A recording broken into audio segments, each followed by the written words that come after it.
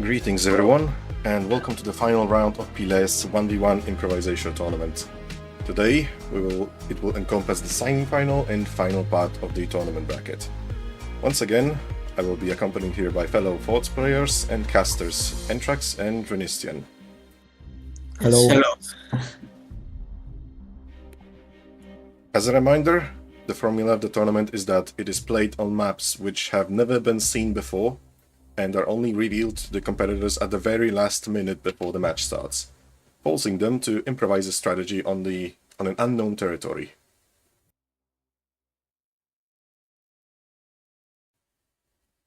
So far, I've been liking the maps that are taking part in this tournament. All of them are made by the host, by the way, Rouillée.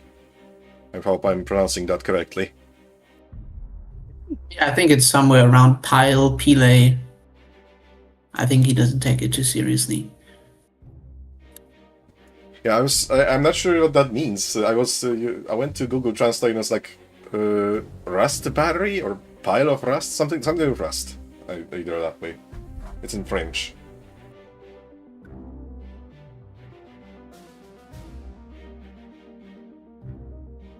Yes.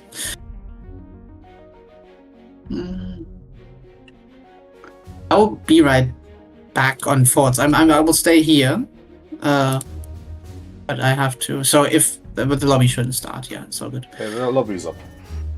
Yes, because I had to disable my Forts thing. My Forts observer tools, so the teams don't get called PP Poo Poo Head and Dranistian is bad. I think that might be a bad idea. Okay, should be good now.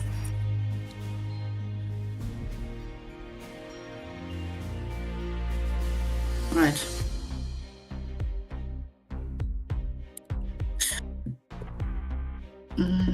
Let me open your stream. So games start in like 10 minutes. Indeed. There's a little bit of waiting time.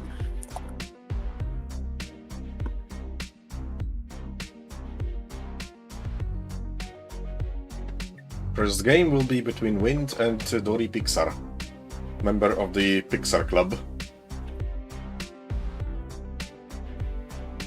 I was talking with Dranistian about it, and I said it would be funny if finals would end with Dori facing off against Bruce Pixar. It would be very funny. Yeah, that is a possibility. With just fish against fish. Yes, two members of the Pixar Club facing off against each other. A little bit of infighting. It would be a history. Yes, historic event of the Thoughts community. Or at least the Pixar Club. Yeah.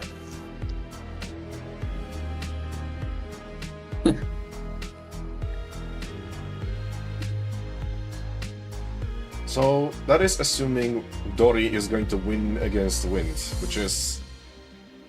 I'm not sure what the matchup looks like in this case. Who has better chances? I joined Dori's team just when I restarted the lobby, and I saw Phantom as a commander. That might have just been random, or we can see some very devious plays. God, I would be so happy if someone went Phantom. And yes, played me Phantom too. correctly. Like, ever since the last patch, not once have I seen anyone play Phantom in a serious setting. Yeah, I don't think Dori will risk the tournament.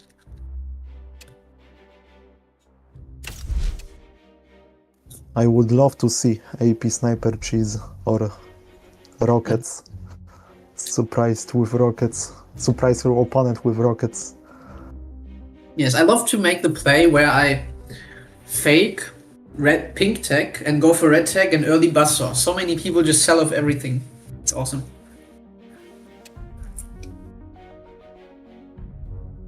And I think Wind already picked Spook, so he cannot pick her again. Oh yeah, let's... Oh yes, we should go over the commander bans. Do you have them, Micro? I should have them in a moment. Let's see. Yeah, list of banned commanders. Wind cannot use Hurricane, Pinch, Fist, nor Spook. Whereas Dory cannot use Architect, Hurricane, nor Armadillo. So, I would say Phantom in this situation is a viable pick. Indeed. Also, what's interesting is that we still don't have wind in this lobby, so Dory Pixar might get an advantage, having looked at the map for a little longer. Probably a negligible advantage, but nonetheless something, I guess.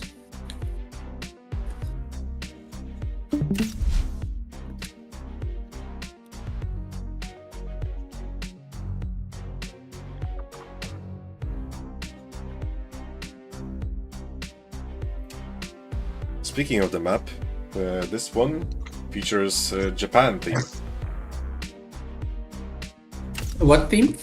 Japan, the moonshot theme. Ah, yes.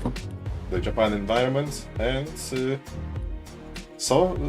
map seems to feature some kind of aqueduct props, the background thing. Yeah, it does look like an aqueduct or a bridge. Very nice. It's another departure from the previously seen themes. But it still features a trademark Piles crystal in the middle. Can't have that without some self-promotion. Absolutely. I'm not really happy about this being yet another map which nerfs mortars. With those... what's it called? This overhang above the base. I'm not sure if that's actually solid though. It probably will be.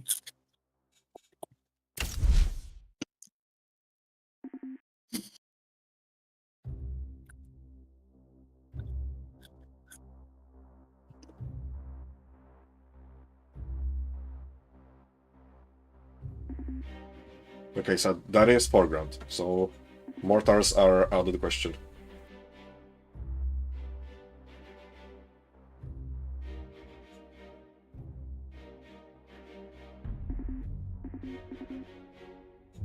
Oh, I just answered in team chat. That's pretty smart.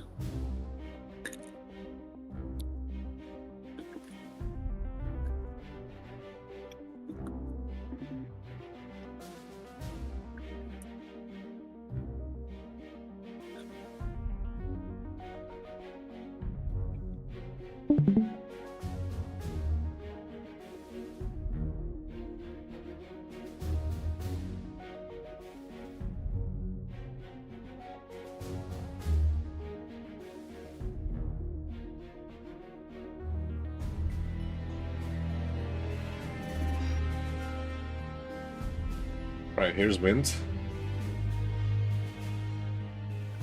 3 more minutes before the game.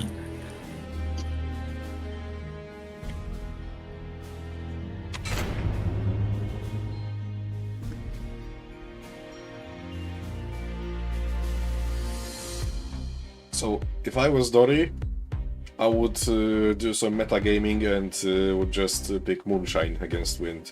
Although, that said, a previous time someone tried to pull it off against him in the last week's round of the tournament. That didn't work out too well. Indeed, but it's not a guarantee, but a good chance at an advantage, for sure. It does increase the chances, yes. Against someone who picks lasers like 9 times out of 10. Indeed.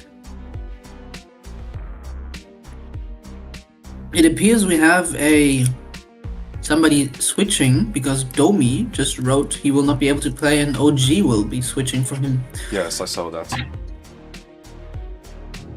Interesting.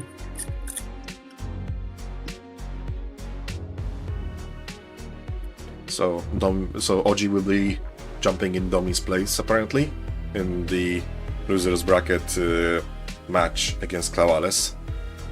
Indeed.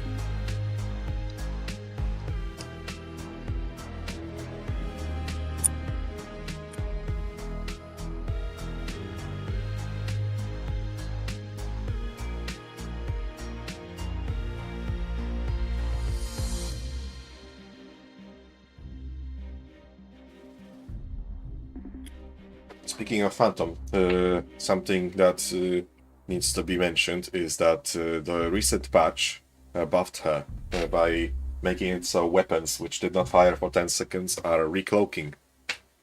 Yes, I love that change. That's one reason why I wanted someone to try using the Phantom in a serious setting, competitive setting.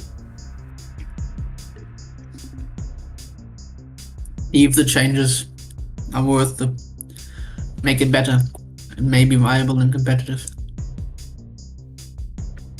It's still not perfect, I would say, because yes, the weapons are cloaked, but it still causes the wood to make noise when you move heavy weapons. Like it's creaking when you like move the cannon into a different spot. So it does still telegraph the attack a little bit. Oh, I didn't know that. Yeah, it would be a good idea to remove that sound, but also if you would remove that, then selling tech would not be a good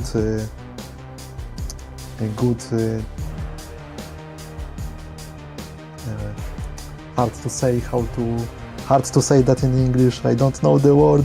It would be a good tell to see what commander it is. Yeah, it would blow your cover if you sold the tech. The opponent would see that you sold the tech, but there is no sound. That would be an obvious Phantom. Yeah, that would reveal that opponent is Phantom. To be honest, well, maybe it was possible to remove it from weapons.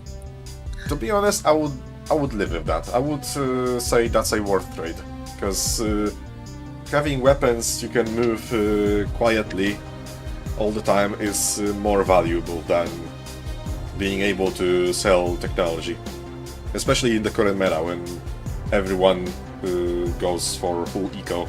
Almost everyone. Yeah, that's fair. We're just waiting for incursus now, and we are going to be starting.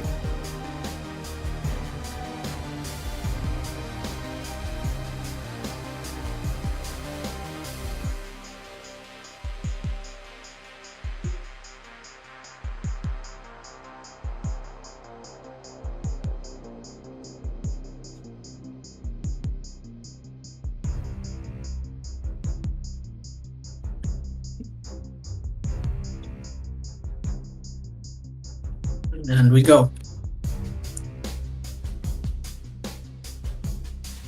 Oh, we have mixed up Wind and Dory Pixar's images, funnily enough. So now we have good Dory catch. Pixar against Dory Pixar. So just to be clear, Dory is on the left, Wind is on the right, despite what the observer HUD says. Yes. Look at that, the meta play. Moonshine versus Architect. Interesting Architect pick.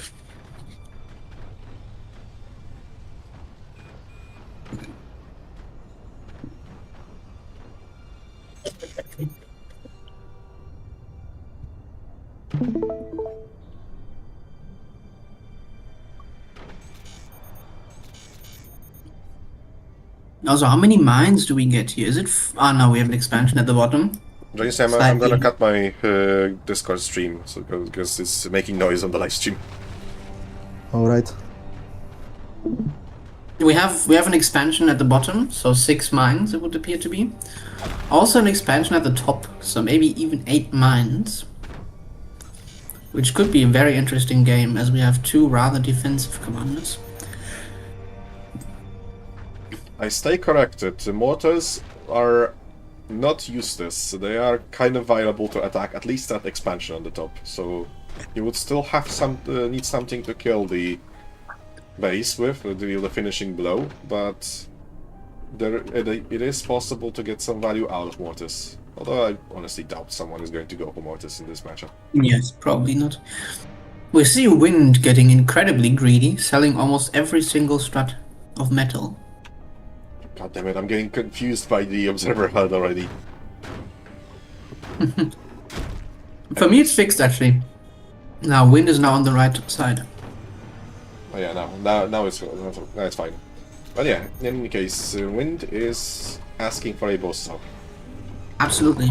And Dory Pixar might be delivering it. As we see red tech from Dory Pixar. And so far no tech from Wind. Which is about to be expected from Architect play. Yes. As Architect, you want to go for as much eco as possible to take full advantage of that active ability later on in the game. Indeed. Upgrade center from Dory. I No like it, wind heavy floor. tech. No wind floor, you can build back turbines. Sad they didn't watch Vicross tutorial on back turbines. Yes, yes, they did not. Found on YouTube.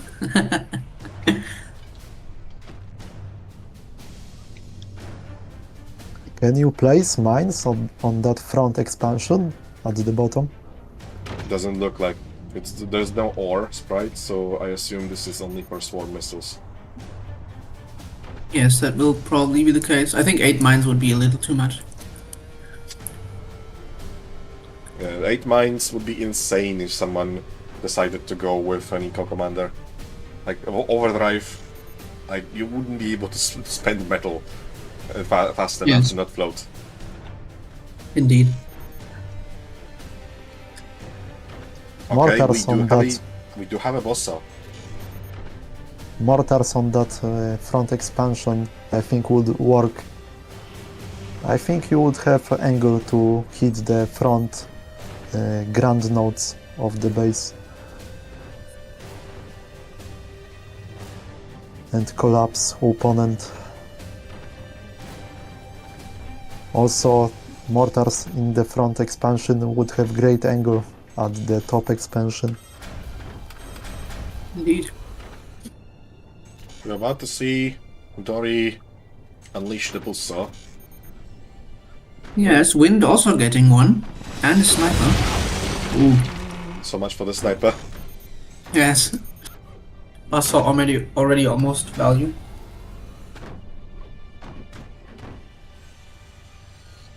Equality. So left side is going cannons, right side is going lasers, as expected. So we have an incredibly nice matchup here. For Dory Pixar. Looks like Dory is going to be placing weapons suspended. Oh, that was a almost perfectly timed shot. Wind is having a great eco loss here, having been disconnected from the mines multiple times now. But he returns the favor. He finished off the single strat holding up the expansion with sniper. Yes, that was very, very humorous to watch. Right, so now it's Wind's turn to deliver the frustration.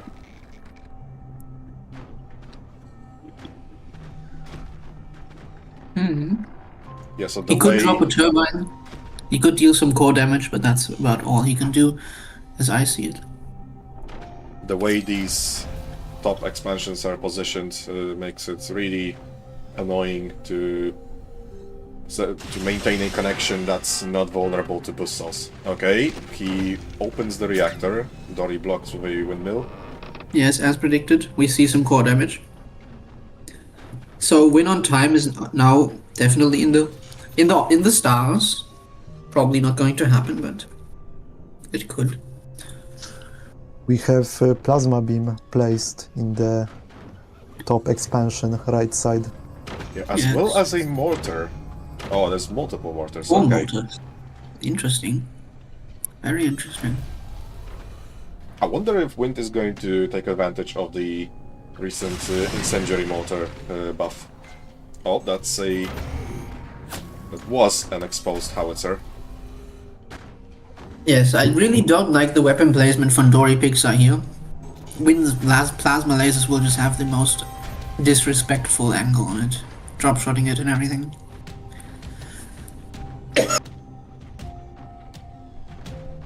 And Wind now also sees the commander choice from Dory Pixar, given that the shield doors are open.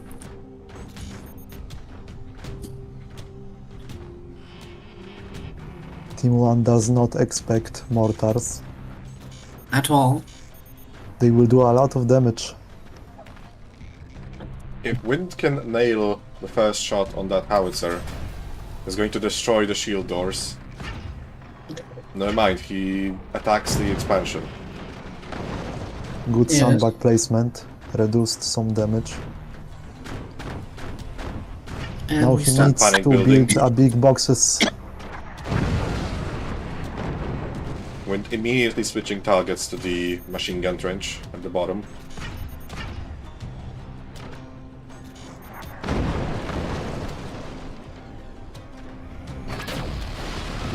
There we go. The shot I expected to happen. Very unfortunate for Dory And- Pixar. Decapitating Dory's howitzer. That is going to be very much a problem because Architect can claw her way back from a losing position. Moonshine, not so much. So all Indeed. Dory has to work with now is a single cannon, which didn't even finish building yet. And don't forget, Wind already has active. So,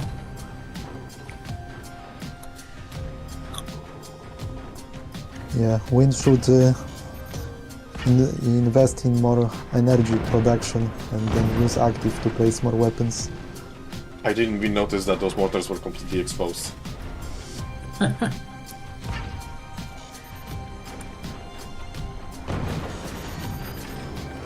there we go. The fire beam and another fire beam building during active. Which is enough. Double fire beam and plasma, I believe, is enough, especially with the buzzsaw here to kill Dory Pixar already. Yeah, He does not have nearly enough storage, so he should not attempt the kill here. Oh, that's just what the hell? That's just disgusting. I mean, what was that? that's game-ending damage. Yes.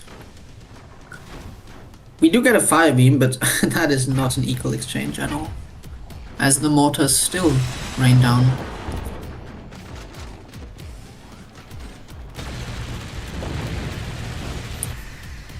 Down a mine, and we're selling off. Good game.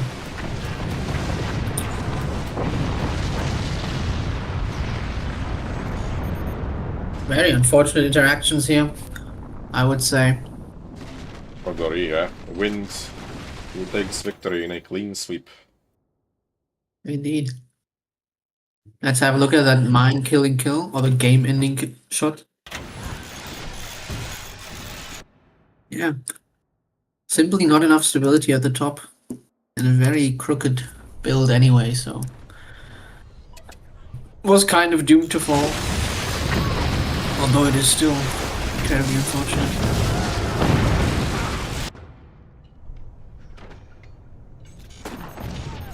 See it in slow motion. What can you do?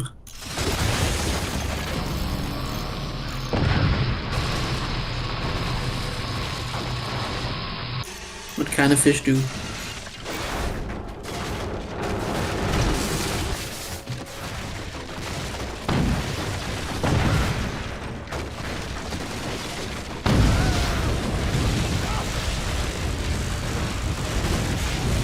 We are now playing the semi-finals, yes? I don't know, to be honest. Are we? I mean, we are going to go with the losers brackets. Yeah, so yeah, semi-finals. Yeah, semi-finals and then finals. So we see Wind move to the semi-finals, to the finals, and Dory Pixar.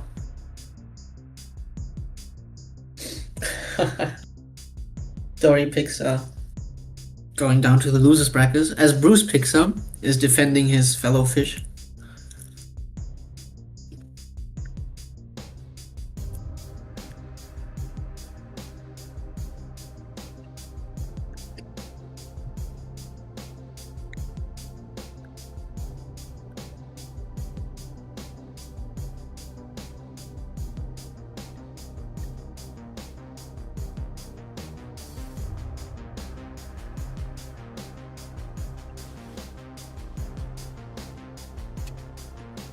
No, there's this mod where AI shoots the weapons at infinite precision.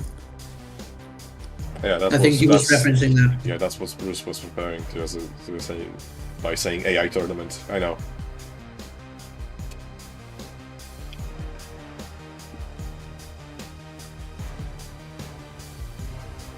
New map. Let's have a look. Also, terrible ping for everybody here. 250 I see is the minimum. This map looks very. It's very visually pleasing. It seems to have this kind of depth perspective. Yes. Makes you like looking down a canyon. Indeed, I like it. Very minimalistic fort, so players might struggle to get space for everything, as we start with no storage, single mine. Not a whole lot of redundant metal to sell, in fact none redundant armor. So this one is going to be very much a slow burn. Slow-paced map. Slow-paced map. Seems to be something of a medium-ranged map.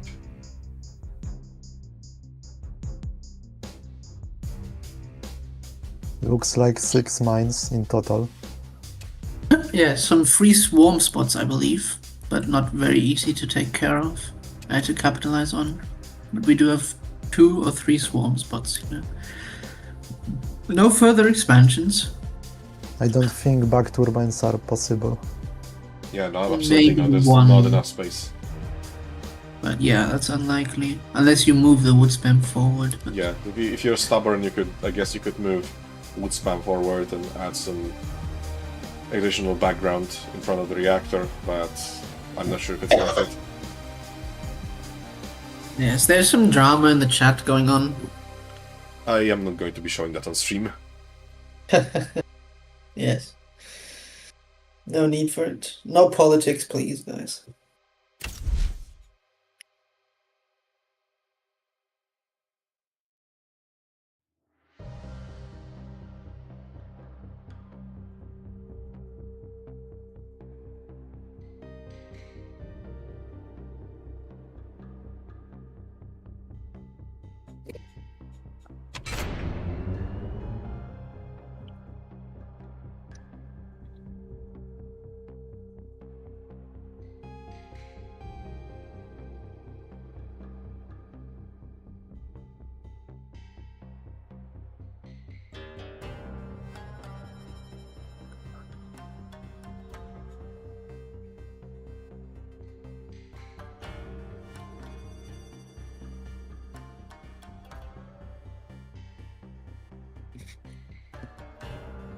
Let's have a look at the commander bans.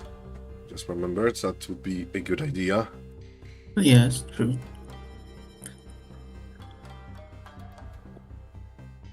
So Bruce is barred from using Seep, Pinch Fist, and Moonshine. Mm-hmm.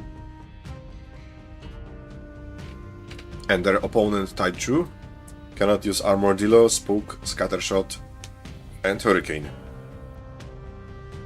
Okay. Do we have any guess on what commanders might be taken? Hurricane would be a great pick for Bruce. What? Hurricane? Yes. Yes. You have additional energy production from the core, so you can speed up your build order a bit.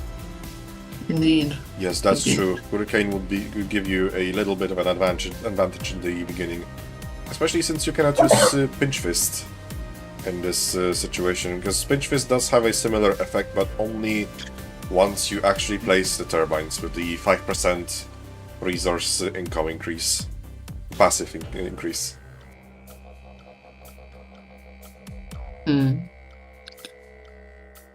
Also interesting, or I would like to see it, would be a commander like Architect here as well, because maybe you get some cheaper wood that could potentially help. I don't know. I'm not sure. Does Architect increase the storage of the like core or just the storage? No, just storage. just the metal store and battery. Yeah, okay. I would say a good option for Bruce would also be Spook here, because Spook is fantastic on any map where you cannot build rear turbines. Yeah, that would be a great pick too. Even SIP would be nice when you got free silo spots. Yes, so that might be what Taichu would be using, because Bruce is banned from using SIP. But Bruce can use Spook, and on maps where there's no rear turbines, if you manage to wipe the opponent's turbines as Spook, that is a critically painful blow that it's extremely hard to claw your way out of. Because even when you're building up your turbines, the opponent can choke you with the ability. It's a nightmare to deal with. Yes. So I would think that the strategy for that would be to simply wait until they have less than 2,000 energy, steal, and then the shield gets disabled for anybody who doesn't know how that could work. Right, so we have the choices revealed. Bruce is on the left side playing Pinch Fist, one of the options I was suspecting. The right side has Taichu playing as Firebird. Which is interesting. Firebird with rockets might work on this map. It's a bit long-ranged and vertical, in my opinion, for rockets, but it is an option nonetheless. Looks like mid-range, but yeah, it's quite vertical.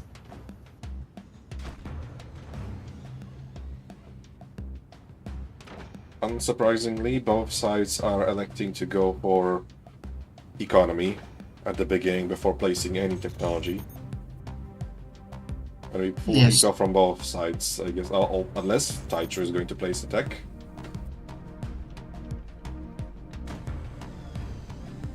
He appears to be saving for one. I assume red tech, yes. Yes, workshop. There we go. So no rockets. Although mortars don't have a nice angle here. I think at least. They don't. This is a similar situation to what we see on Abyss. And there, Firebird mortars are a good option. Well, I might be wrong. Are they here? Maybe we can get a professional assessment of the situation. Hard to Of the tell. matchup? I think Firebird on this map will have advantage because she has better abilities with the length of the game. Pinch Fist at this point you can only discount fire cost, but if you don't have a lot of weapons it doesn't provide that much value, but Firebird's setting things on fire actually does more damage, so yeah, Taichu can outscale Pinch Fist with Firebird. Also, Firebird's igniting everything is... do we have... Yeah, we have a commander ban that the ban commander was used, which was Pinch Fist for Dory Pixar. So we have to do a restart here. It's surprising that there's no punishment for this, but of course, always nice. And how did I not notice that? We went over the commander bans.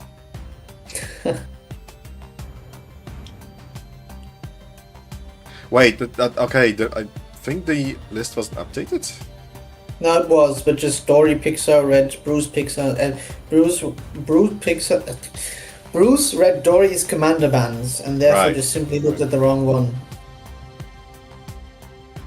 I guess too many Pixars in the lobby here. Fortunately, it was caught early. Anything didn't happen. Yeah.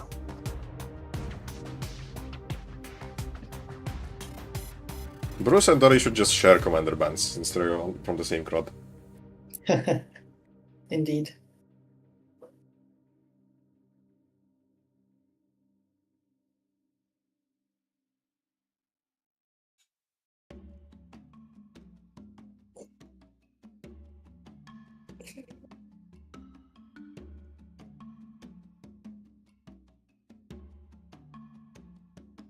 So I wonder if we see the same commander here from Taichu, whereas Dory will have to switch, of course.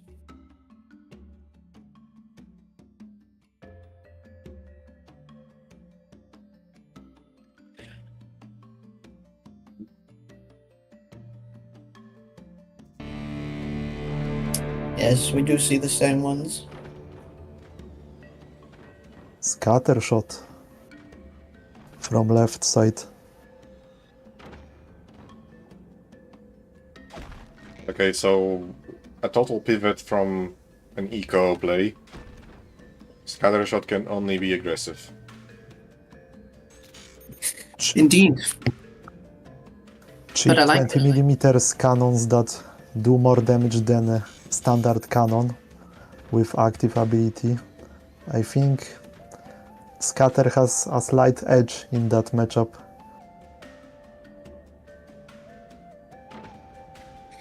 Though both commanders increase damage, but scatter shots active ability provides more value due to not having to scatter all your damage all around, but you can focus that in one point.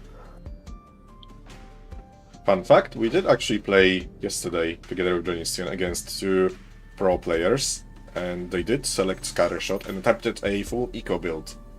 Did not work well, as it turns out. So, Scattershot, yeah, you really want to go for an aggressive offensive play, as opposed to upgrading your eco. We might see a cool little buzzsaw hero there, as the base is entirely killable with a single buzzsaw, and scattershot buzzsaw will definitely. Oh no, we have pink tech, because scattershot buzzsaw would absolutely guarantee a kill if we shot above the tech here for Taichu. These bases are suspended on very fragile foundations. Indeed, 2 nodes only, and the back nodes don't do much for stability. But Will instead, we see upgrade center from left side? yes, There it we do. is. Bruce Oh, instead rockets, scattershot rockets, I forgot. Indeed. That does exist. Instead of going for a buzzsaw, Bruce is going to try to take advantage of the recent buff Scattershot enjoys, which is rockets now. Rocket launchers now fire triple rockets during Scattershot's active ability.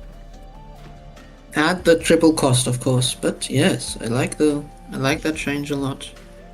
Kind of reminds me of what Shokeno does to medium weapons. Like 20mm fires a cannon shot while increasing the fire cost to match. Don't forget that shotguns get 4 additional projectiles and it's passive ability. And during active they are much more accurate. And someone even complained yesterday on the official Discord that... well, hold on, let's wait for that buzzsaw. Yes. That is a painful hit. Oh, it's a little deformation, a little core damage. It's not the worst. It definitely, like, above the turbines, could have still killed. Absolutely. And Taichu does defend it. And not, sorry, Bruce Pixar does defend against that. Taichu opting to go for 2 buzzsaws here. Interestingly. As Taichu does, usually. Taichu got a painful hit from the EMP, disabling 2/3 of his economy. Yes. But he does have 2 gunners now, which should put an end to it. He's going for the turbines, I believe, yes. Ooh, and there we go. As predicted. That's a good game. That's just... unfortunate map design, I would call it, because it's a really, really big... Extremely vulnerable to buzzsaws. Yes. Well, I mean, there we go. The fish are out of the barrel.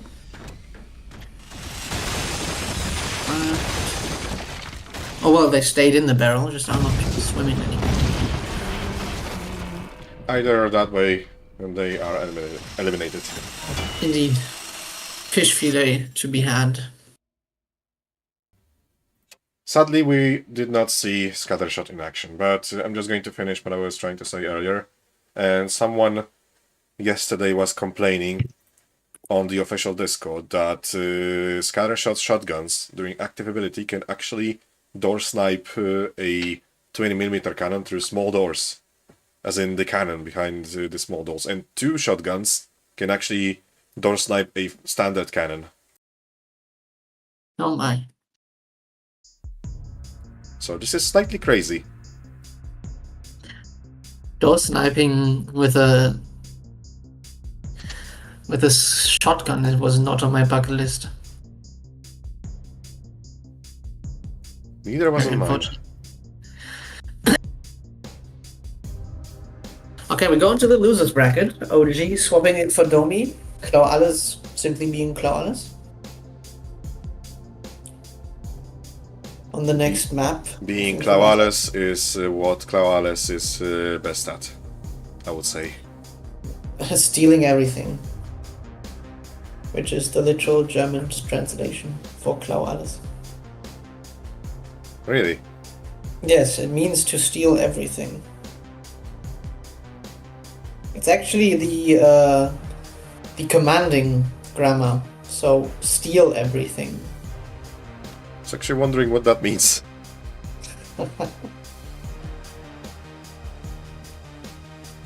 Maybe to steal every single win? Or I guess we'll never know.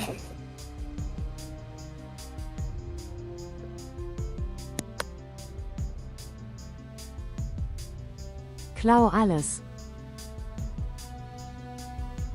One Yes. could ask him. Also, Domi is here now for some reason.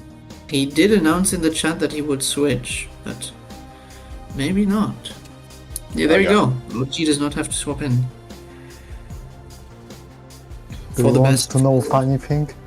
It's me. Is it really? That's awesome. Yeah. Are you gonna play? Are you gonna do the full thing, or are you gonna actually play? A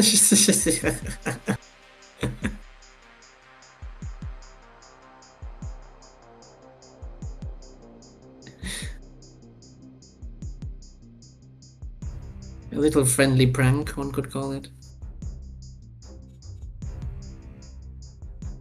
Next map has been selected, and it's a New Zealand theme in a mountainous stage. Another one with which seems to have some depth of view perspective.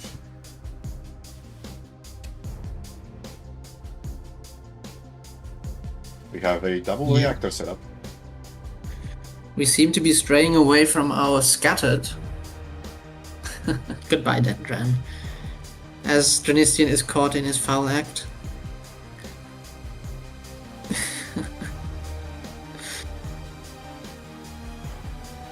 In which what I thought was a very funny little prank. Yeah. Good thing I said to don't check my Steam. Yes, otherwise they probably would have just simply let it fly by. I don't think they would have thought to check the Steam profile. Indeed. I mean, usually we don't Good expect prank. somebody to smurf in a tournament like this.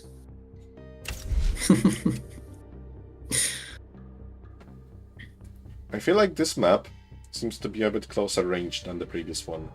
So Tier 1 is very much an option on the table. Which I love to see, absolutely. Tier 1 is my favorite. My jam.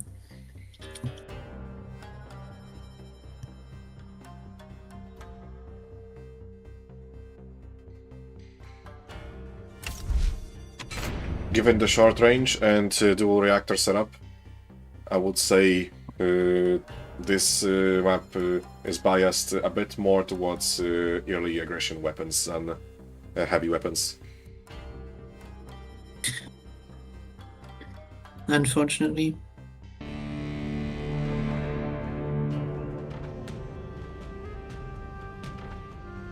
Looks like 5 mines or 6.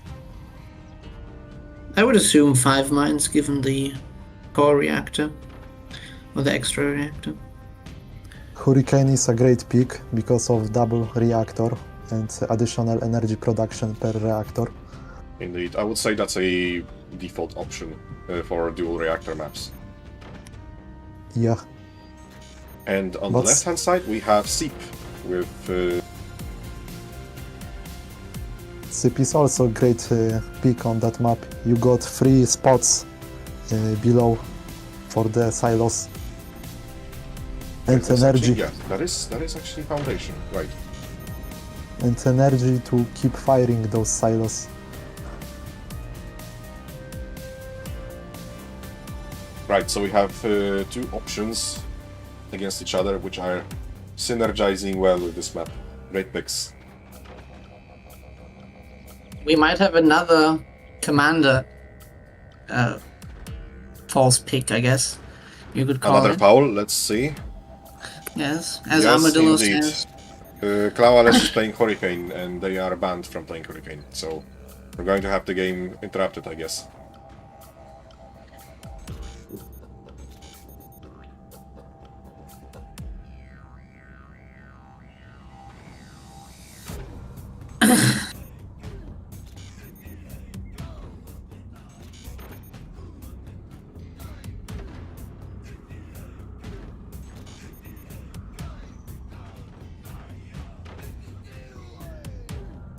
Okay, so the ban list, I guess, is incorrect.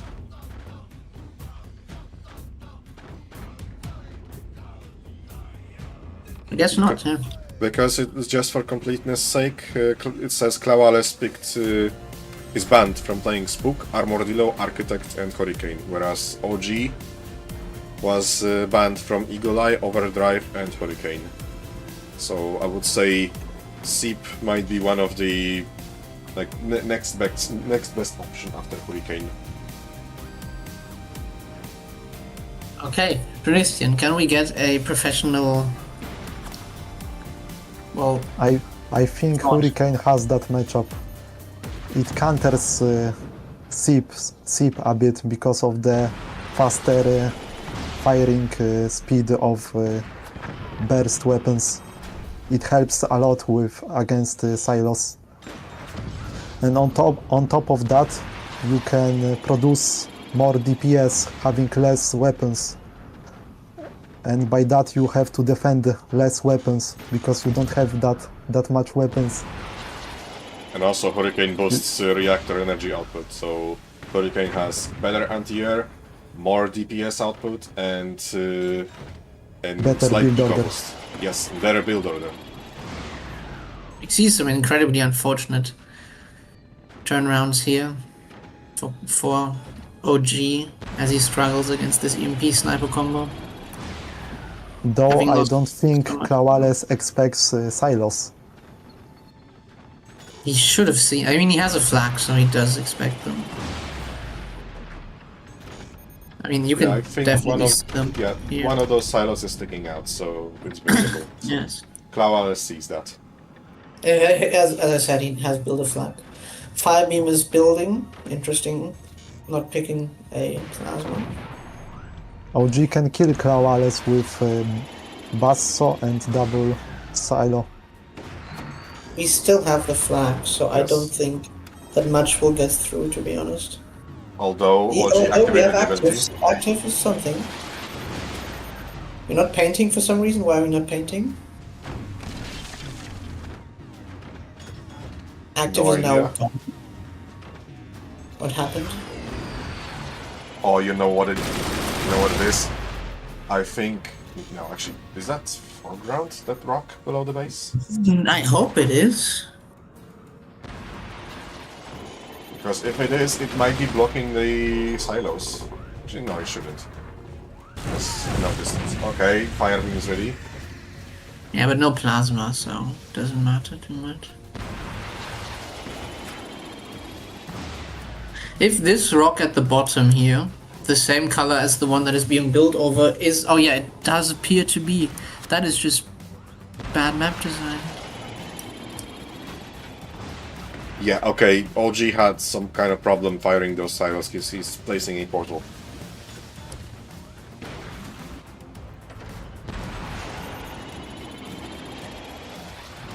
Machine guns are not even trying to shoot that EMP down.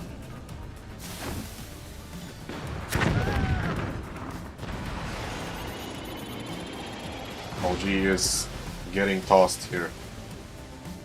Yes. And there is plasma incoming from Clow. Indeed. Nice pass on. Good value. Alright, OG is about to fire his swarm missiles for the first time. Problem is, it's just swarm missiles. There is Yes. us, but there Competing is against metal to a full protect her. anti-air.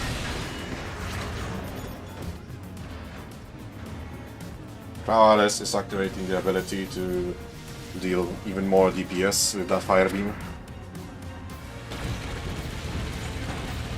I don't think he is realizing that there's a shield in front of those mines. I don't think so either. Keeps This is just hammering not that okay. same spot. Oh, wow. Plasma in trouble. Almost killing the plasma. That would have been very interesting.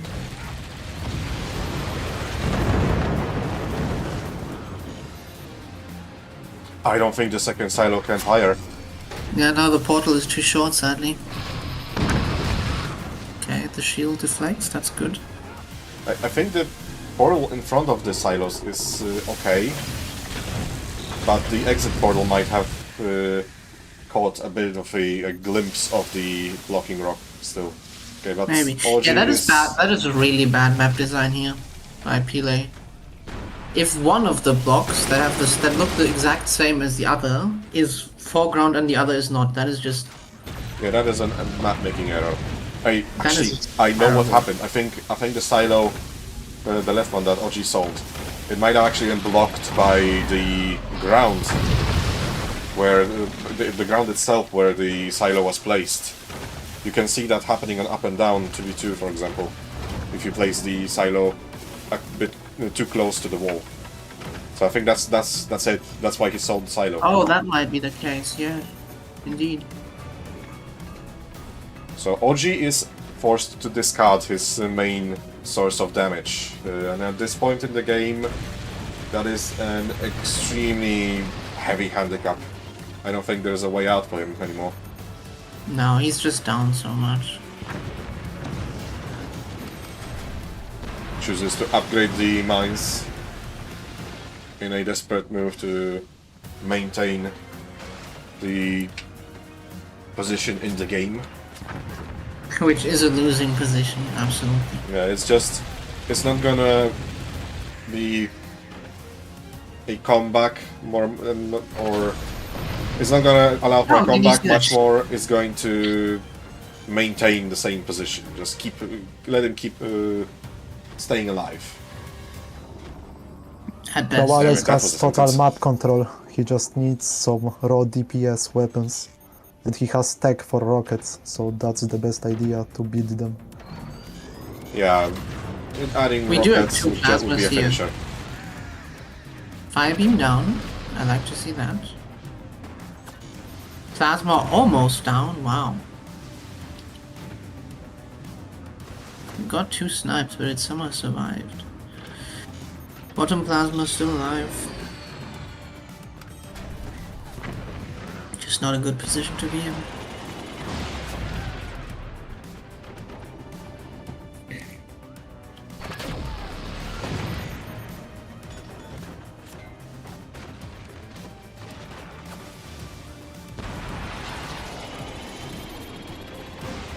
EMP is still getting value this far into the game.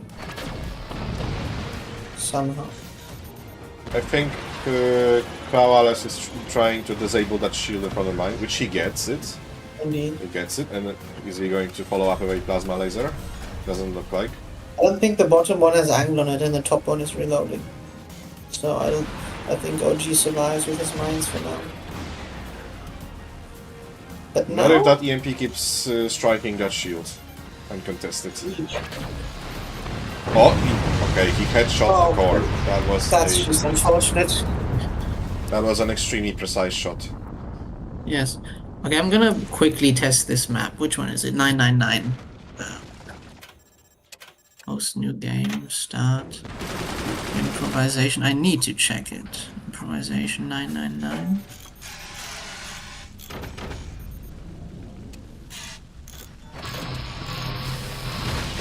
You need to enable mods for fast building. I just only need to put down with wood. Yeah, it is fully. That is just very unfortunate. It is full solid. And let's quickly check if limited energy, whatever, fast build, unlock all weapons. Let's check if there was actually this problem for OG where he was unable to paint.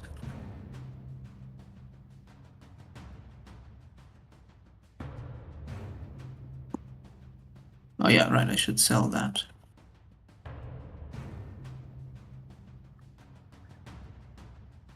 Yeah, he can simply not paint 2 swarms. That is just terrible. Terrible luck for him. Wow.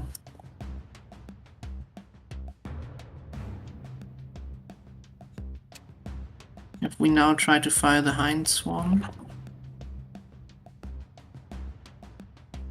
By the way, tell me if they're already expecting to continue to the next round. No, see, every swarm can fire. So that wasn't hype. I placed this one as far to the side as possible, I believe.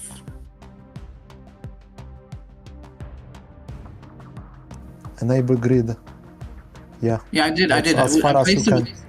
Yeah, and I did it like that before. So there we go. It is able to fire. So yeah, just very unfortunate map design here. Very, very unfortunate map design.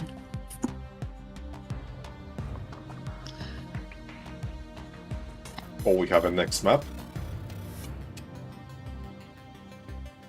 Incursors has requested for disabling the cursors for some reason, because he is getting a lot of feedback on this, apparently, from his viewers. Okay, I mean...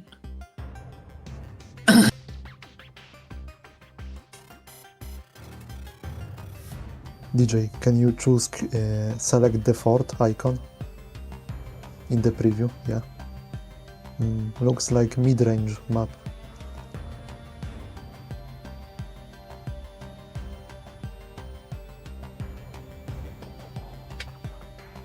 Another canyon themed map, I think.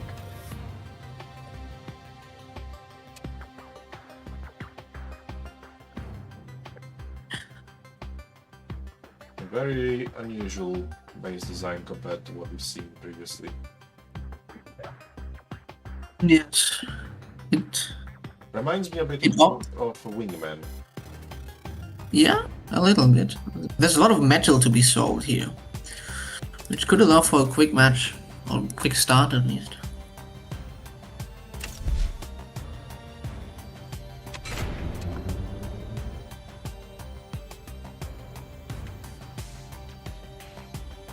And yes, that's another mid-range map.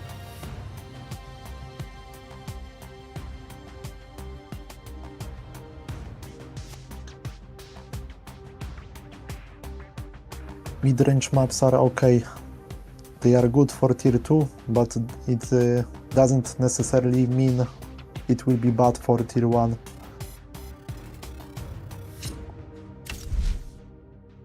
Say that again, sorry? So when you have mid-range map, it's like almost good for tier 2 weapons, but it doesn't mean it will be bad for tier 1 weapons. Yes.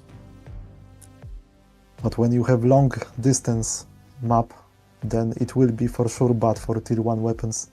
Gunners will have all the time in the world to shoot down whatever is coming.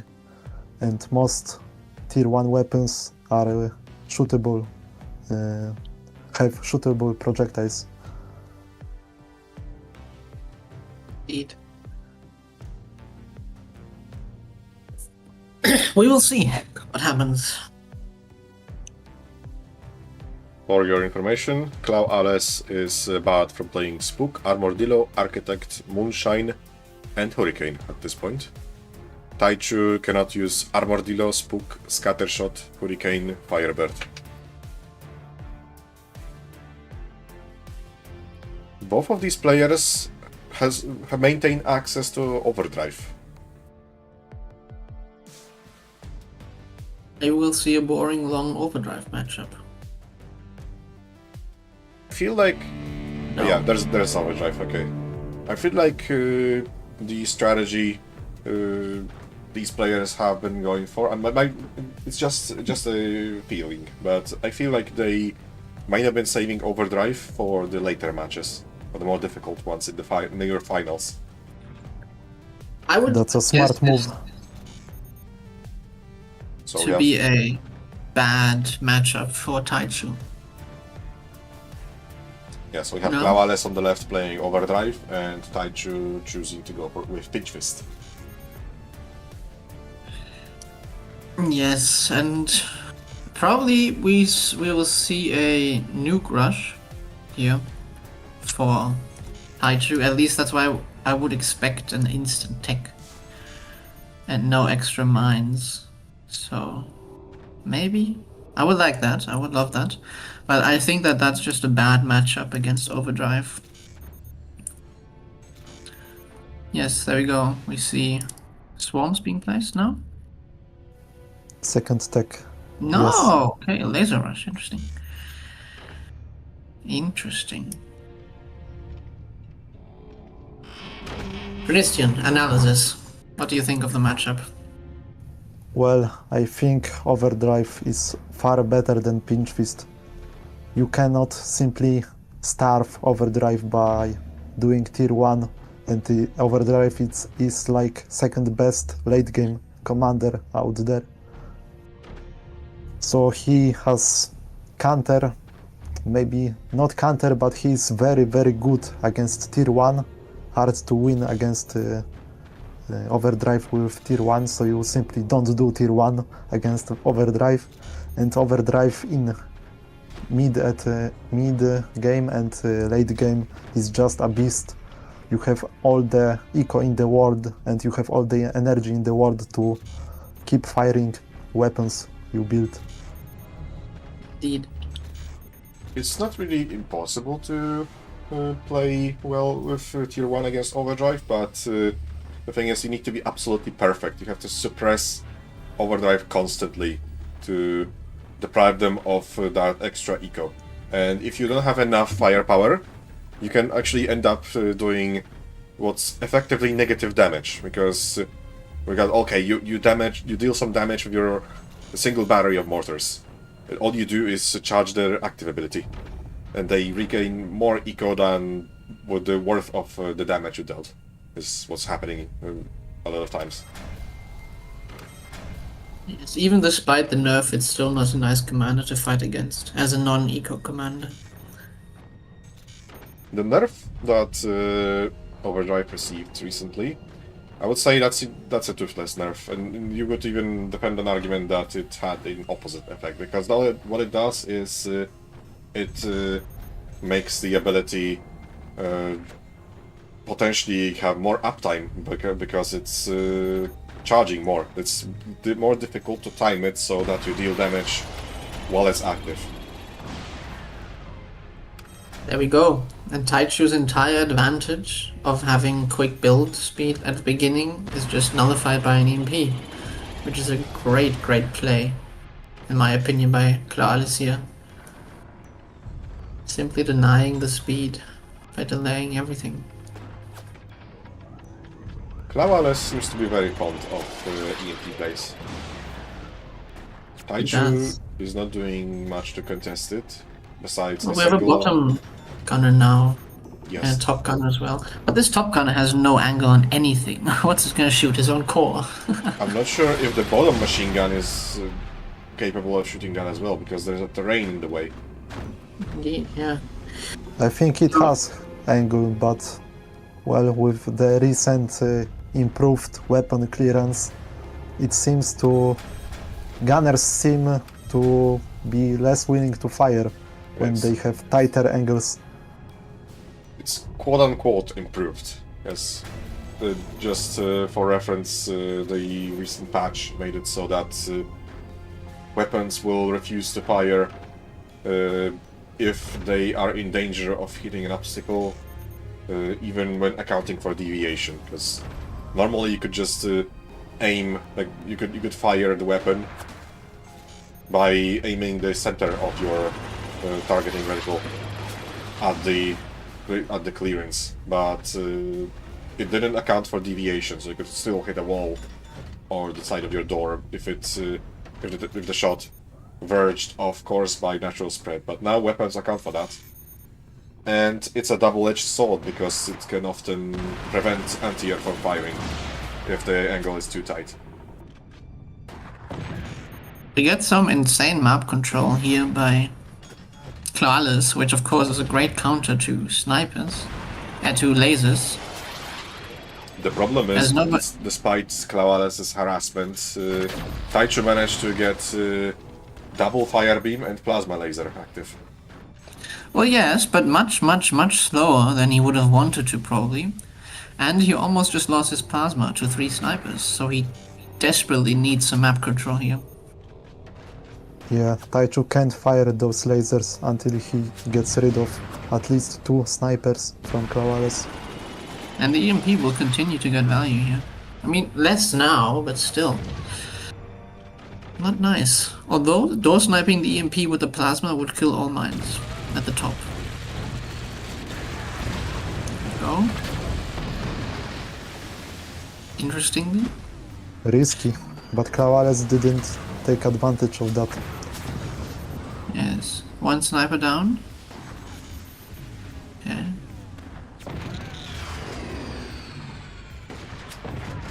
A good option Well- to go for would be to target the snipers with the fire beams, which Taichu does.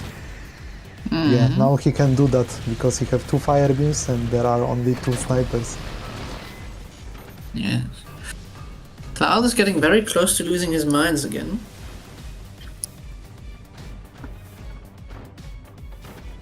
At the top there.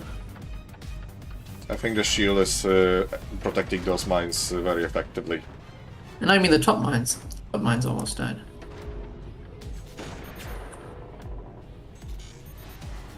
Cannon is about to be in play.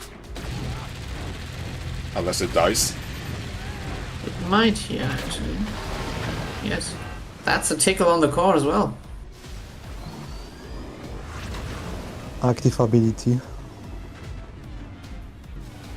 Look at that eco income. He placed a lot of metal. He should have placed a cannon and defended with shield. I would have placed a howitzer, honestly. That's also a good idea. Oh, that's a kill. That's a dead That's a fire kill. beam. Oh, he misses. Fire beam down. Plasma damaged.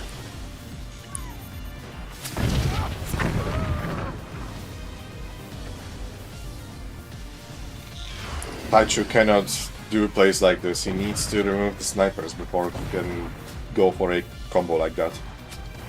He especially needs to remove the AP sniper, which will just kill him. Oh, there we go, finally. Fire beam down. That's a trade. Not in favor of Taichu. Definitely not. We do see a howitzer, which I love, behind a single door, which I hate. But I assume Clow is going to put more doors before they plan to fire. indeed. We see another plasma beam from Taichu. Finally a sniper as well. It would be a good idea to place upgrade center for Taichu. Yeah, he just has to pull back on the eco now. or else he will Yeah. get run down. Taichu keeps replacing those two machine guns for some reason. But we're probably expecting an EMP to be still Oh. in play, I guess. Maybe, yeah. Firing that plasma is really bad play. You don't have a good target, and you are risking losing that plasma. Yeah, and you have to repair it anyway, so that's 500 metal every time, I believe, right? Half HP plasma costs 500 metal to repair? Or is it less? I don't actually remember the value, but it costs a lot to repair, yeah. Absolutely.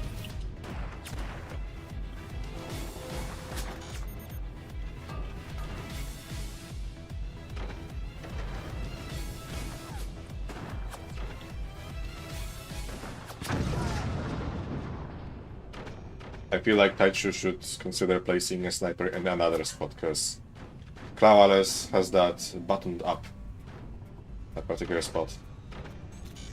Indeed, he does. We do see 2 fire beams and 2 plasmas, so that is once again game-ending damage potential. Yeah, the problem is Clawales is about to have a game-ending option of his own. Well, yeah, the howitzer is only half done yet, so we might see a little bit. I mean, the triple sniper gameplay is just impeccable, honestly. There you go, just eco damage, basically. And active think we ability. should- Oh, there we go, rockets at the bottom, I love that.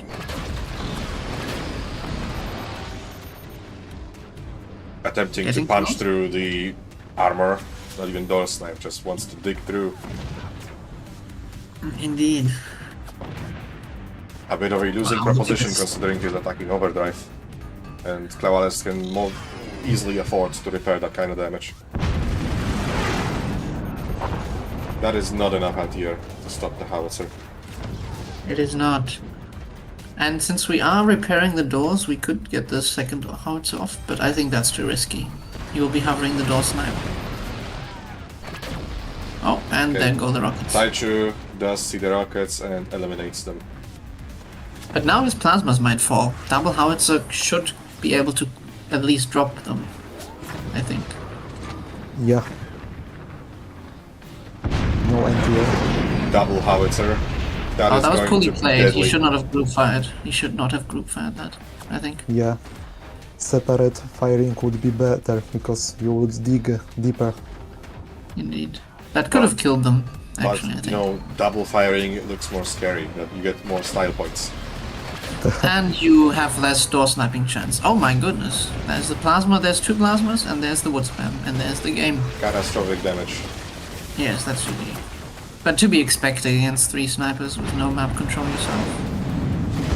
1 and number 2. Collapse? No? Klaus choosing to play with his food, interestingly enough.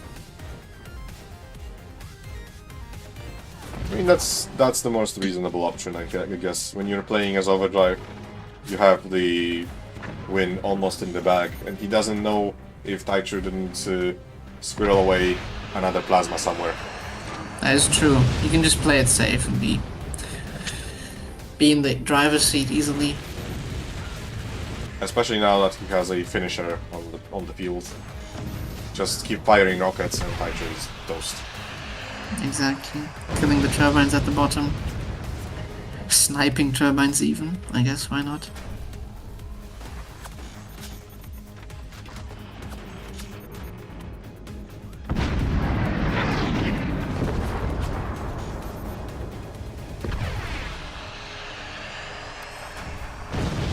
Oh, look at that rocket go.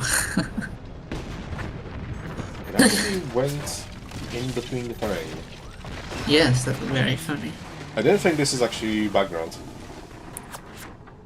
No, it's not. It just went like the rocks are not background, but the other stuff is.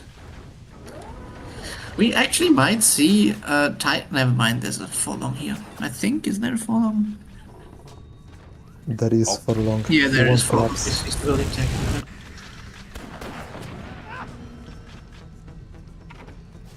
Would be We're stopping would to actually be shoot crazy rockets. if Clawales managed to die like this while in such a dominant position, but it's not gonna happen. Yes. No, that's not gonna happen. He just uses his rockets. I would add 2 more rockets if I was him. And just rain down hellfire.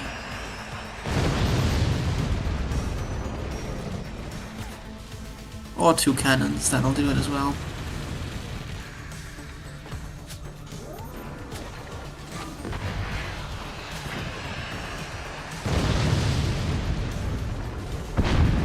Still group firing, probably because we're scared of the door sniper.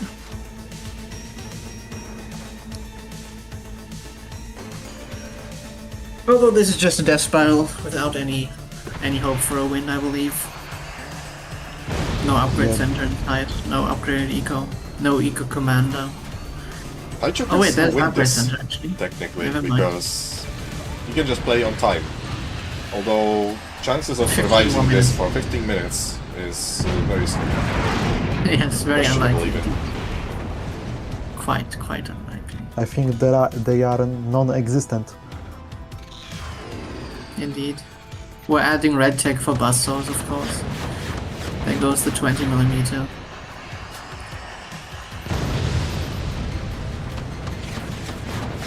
Buzzsaw is always a great choice when you're in a winning position to simply secure the win even more. There goes the fire beam. And I assume this will be the last salvo of Howie's. We need to see, yes. Good game. Good game.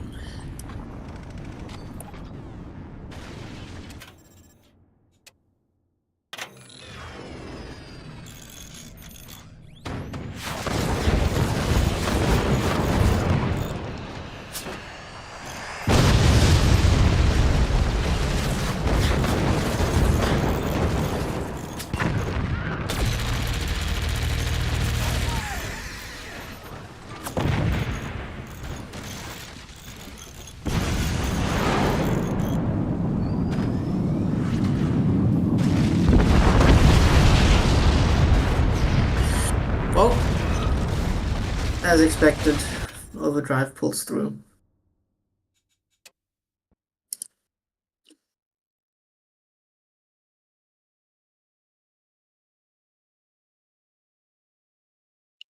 And we see the next bracket of the next game of the losers bracket. Which is whom exactly?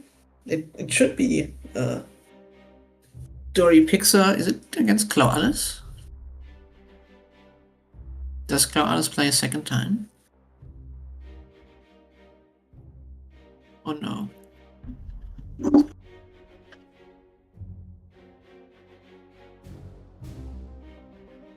I suppose so, because the winner of the final loser bracket is going to be decided as it's going to decide who takes who participates in the final round against Wind.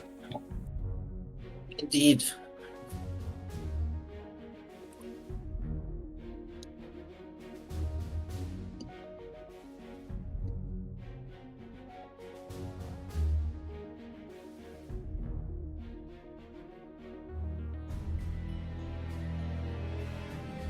The last hope of the Pixar Club in this tournament is going to be fighting now against Clau Alice. Indeed. The last comeback for the fish.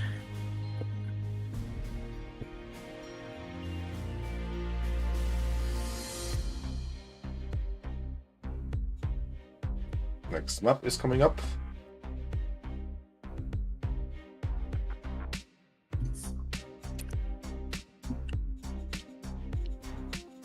Interesting. We have some tanks on the Yes. land cruisers, my friends. Maybe.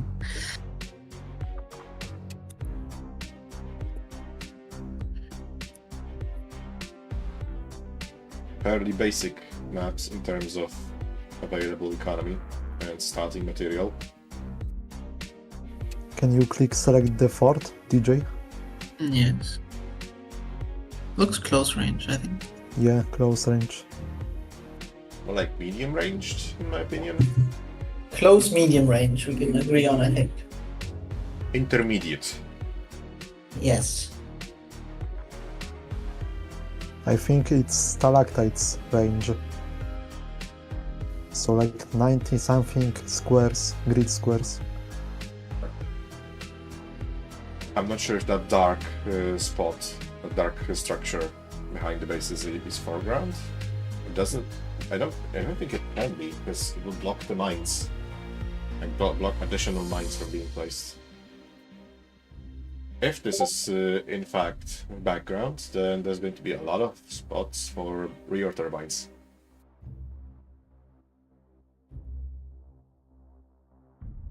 Indeed.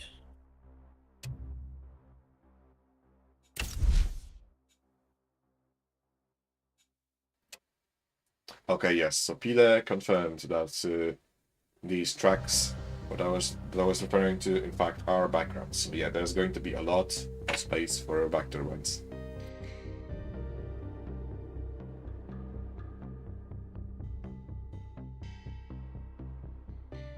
Which will probably favor some eco commanders with the back turbines.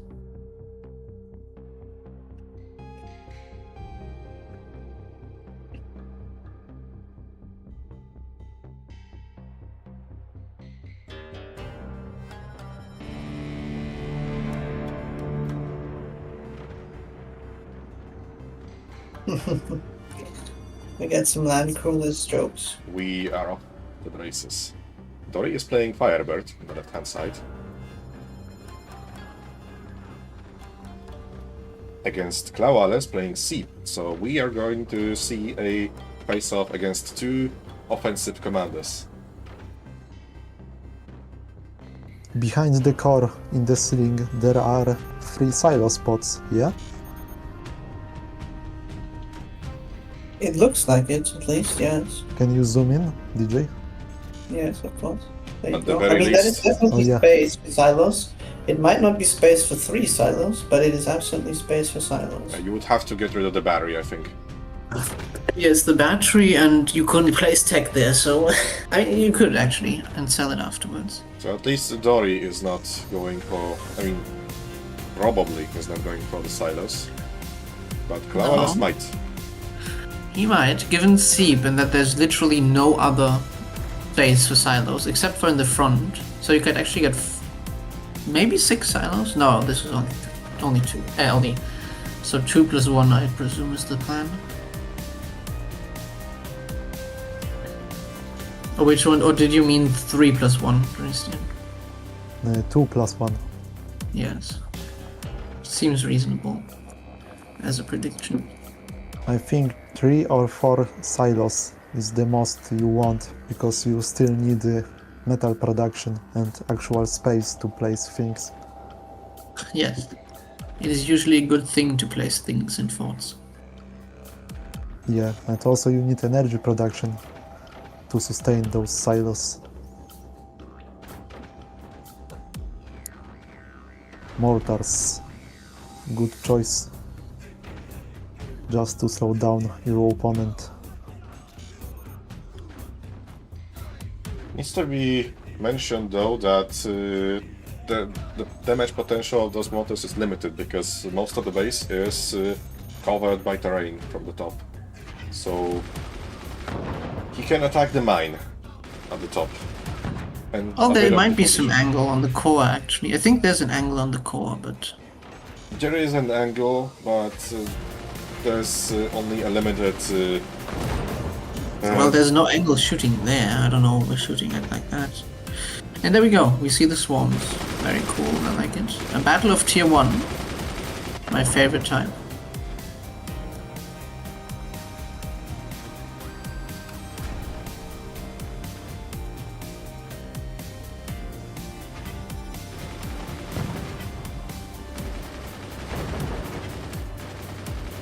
Can you zoom in on Dory's base? Yes, of course. Oh, we do have munitions plant. So he has mortars to slow down his opponent, and then he will build 20mm cannons to deal actual damage. Yes. very popular strategy with Firebird. Yes, Firebird 20mm are quite unfortunate to fight against, I think. At least it's not my favorite thing to fight It against. is nightmarish to fight against.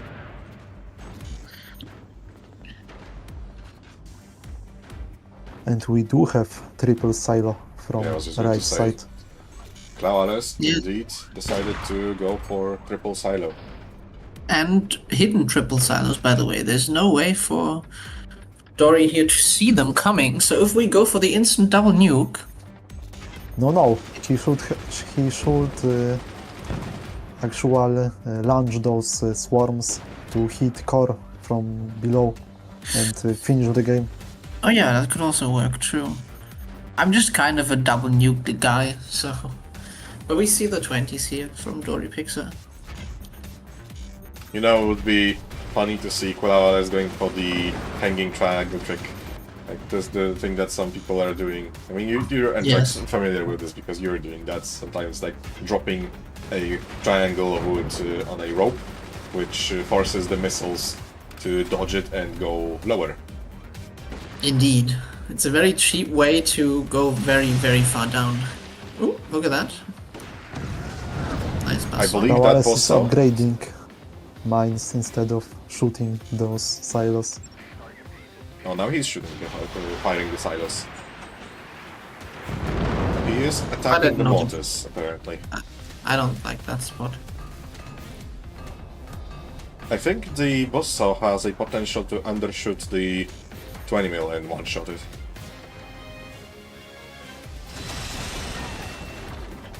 He instead does elect to open it. Beautiful counter from Dory. Double nuke. Yes. I think that should have been the first play anyway. Double nuke and go for the kill. But since Dory Pixar isn't making any efforts to build anti-air, I guess we still might go for the kill with the double nuke. Which could be unfortunate. Also, I see an angle. Never mind, it's getting fixed. But I saw an angle to kill almost all wood spam and then go for the mortars.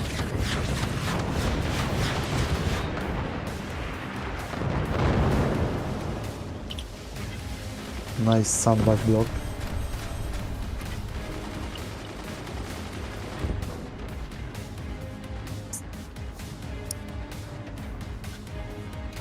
A basso from Dory. He might actually end the game with basso plus 20mm combo. Indeed, if it's not caught, as sky mortars also deal damage. Nukes are getting ready though. So I think the state of the game depends on if Clawales is going to survive and long enough to fire those warheads, because if he manages to do so, Dory would be in trouble. We have Yeah. double 20mm cannon ready and basso ready. Will he do the combo? it would absolutely kill, yeah. If the deviation doesn't go crazy. Oh, what a that miss. was the worst spot to fire that buzzsaw at. That was just terrible, yes, I agree. Sniper killed, another 20 seconds bot. Yeah, the problem is for Clawales that he doesn't have enough storage to fire all those silos. He only has 7,000 energy cap, so he needs more batteries before he can unleash this full damage potential. And I don't think he knows that, because he's placing a sniper instead. Dory still can kill Clawales. But he has to go for the core.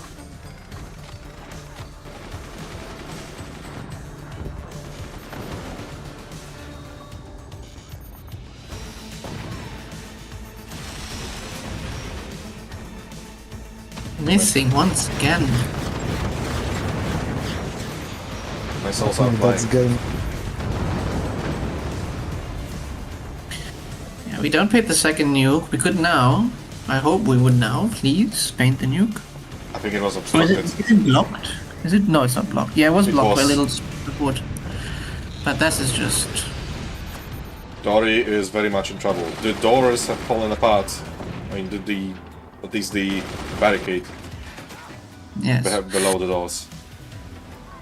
We should absolutely get some miniguns here from Claualis. At least one, I believe. That is a Dory lot of needs to damage. build a lot of exposed gunners to actually defend against those nukes. He bought another 20 seconds by killing that sniper. Very nice. The problem with getting minigunners in this position is that Dory has two 20mm cannons, and miniguns are inherently very expensive, and against Firebird 20mm especially, it is incredibly difficult to defend them.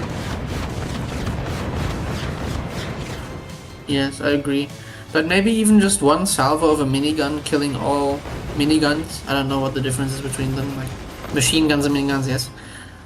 Could just simply get 2 nukes through and kill all 20s. So Yeah. might be worth it to build a hidden minigun or machine gun or whatever it's called.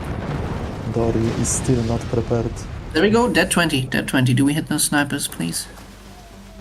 Wow, we We don't. have, but the marksmanship was less than stellar. Absolutely less than stellar. Much less, you could say.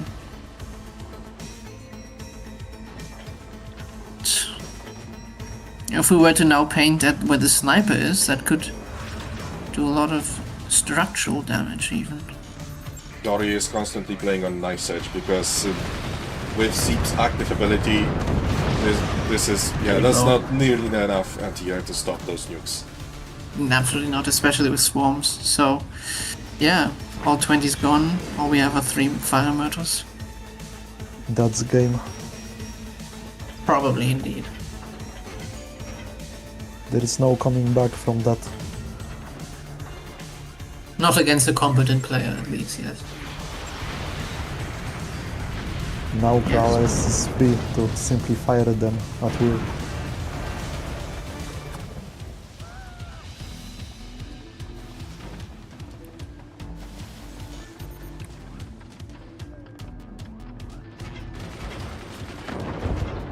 Claualis can actually add mortars at this point to speed up the process of removing Dory. Uninstalling Dory from the game. That is a nice way of putting it, yes. There go the mortar. Oh no, Claualis is floating. It's a sign of dominance, I heard. But yes. I would love to see some lower... what are they called? Some low swarm paints here. Could easily kill the core.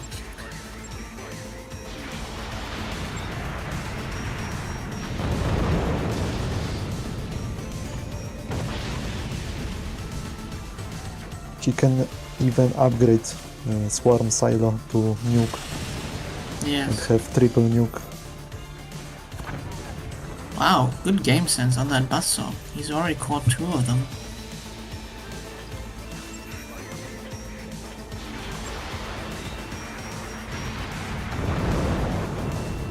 Oh, do we get a funny nuke now?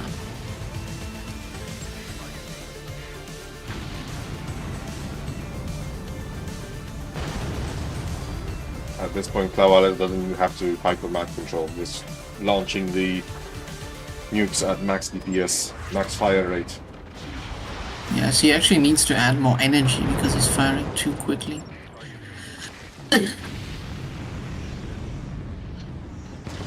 That was almost a critical hit. I mean, wouldn't have made much difference, I would say. I mean, it would end the game sooner. Well, yes, that's true. Personally, I would upgrade the 3rd silo if I was Claualis. Yes, absolutely. Dory is selling the windmills to buy a little bit of time. But no upgrade center, no upgrade eco, will just get used to... And there we go. As if he's listening, he's building mortars and upgrading the silo. As if he's listening.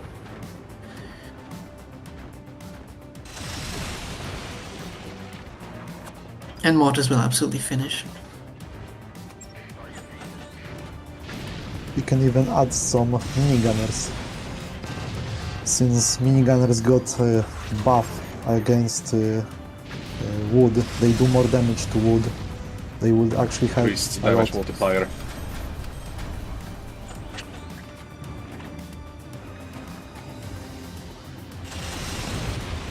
Oh, oh. I love the one long from Dory Pixar here. Do we get a funny nuke? No, unfortunately, still not.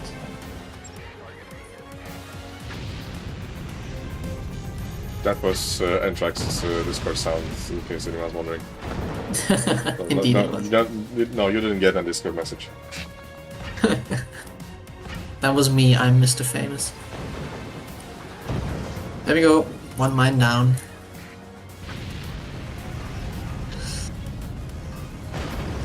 If we hadn't already been in a death spiral, now we are.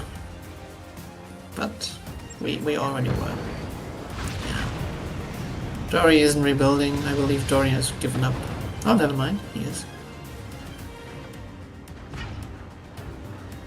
I think Dory should sell metal storage here.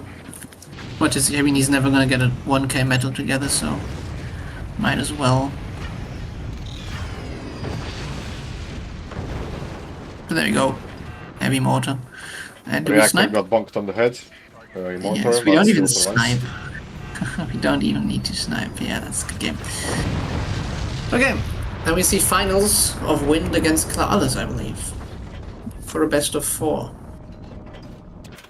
Best of 4? Best of 5, right?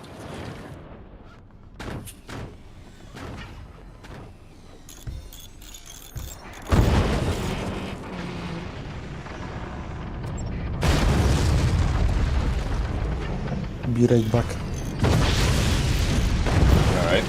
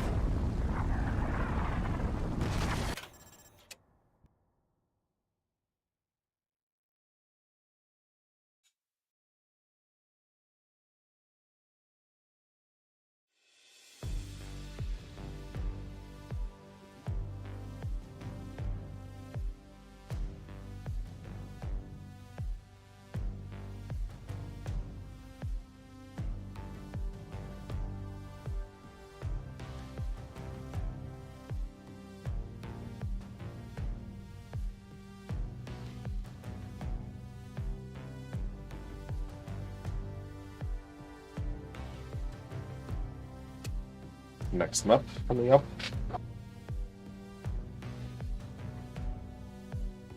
Improvisatio 9993. I assume we end with 9999, which makes my German soul very happy. Yes, I trust.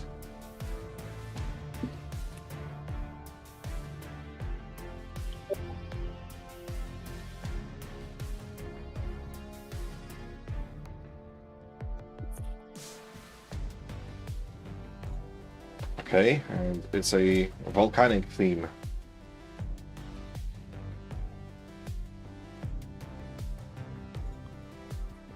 Yes. Is that Similar four to one we've rounds? seen before, but a triple core, my goodness. Oh my god. I don't think I've ever in my life seen a triple core in any map ever, and so much to be sold. I mean, I did. I see. I did see one map like that. It's you might have heard of it. It's called Battleships. Well, yeah, but like,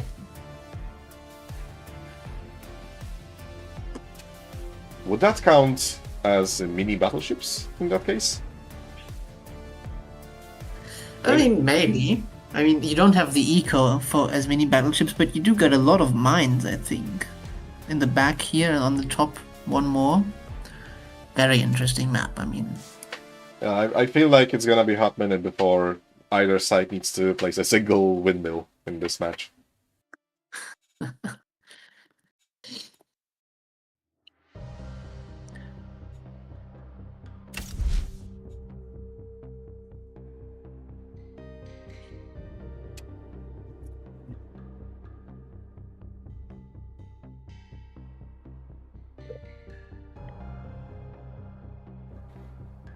Similar distance to previous maps, in my opinion. So far, Yes. today's maps have not been a significant departure from each other in terms of distance between the bases. Pretty balanced. If that what I'm looking at is an expansion, then that's extremely low. Far away. No, I don't think it is, no. As it is asymmetrical on both sides, so that would not make sense for it to be. Yeah, you're right.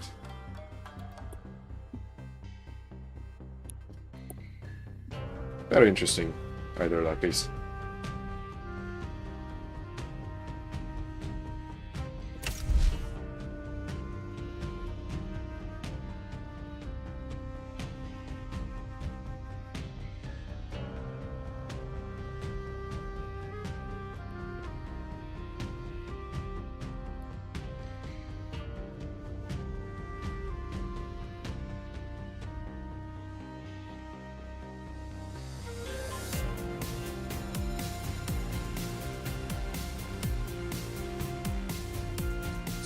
Not sure if this is some kind of issue on my end, but I see Clawales stuck in playing state. Ah, that was I on guess. your end. Yeah.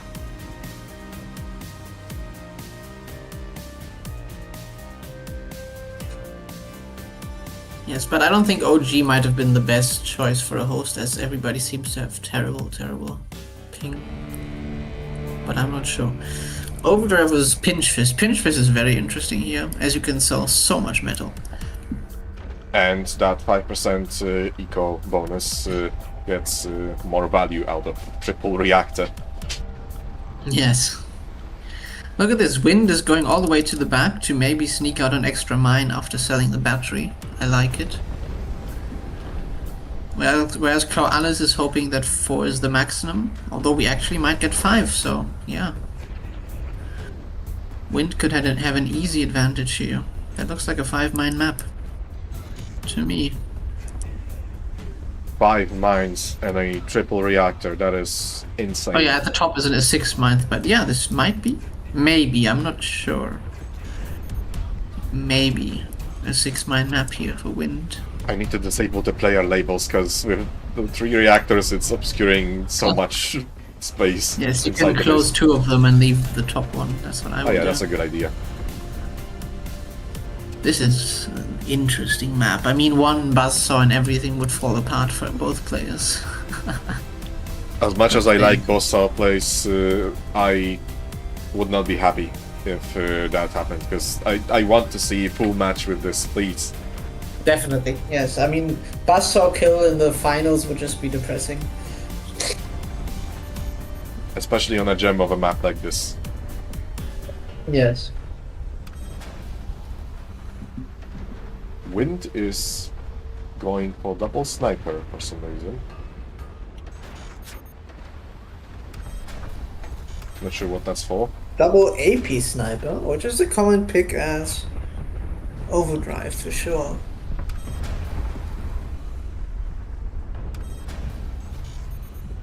But Carlos is vetted against this. Yes, placing sandbags as well.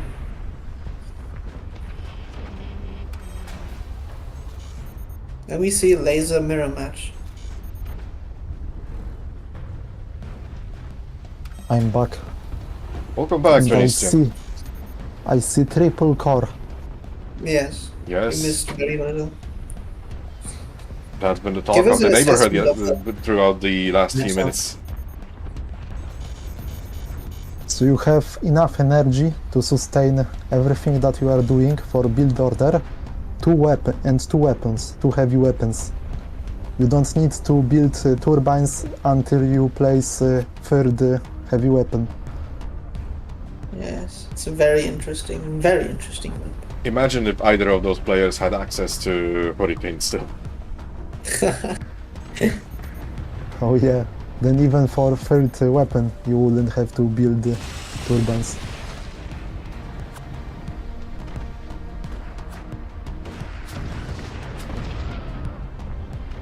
My goodness. But you have a lot to defend.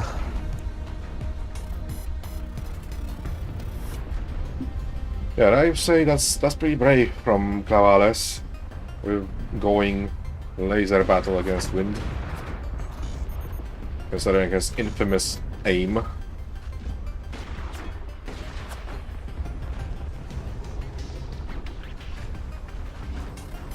Indeed.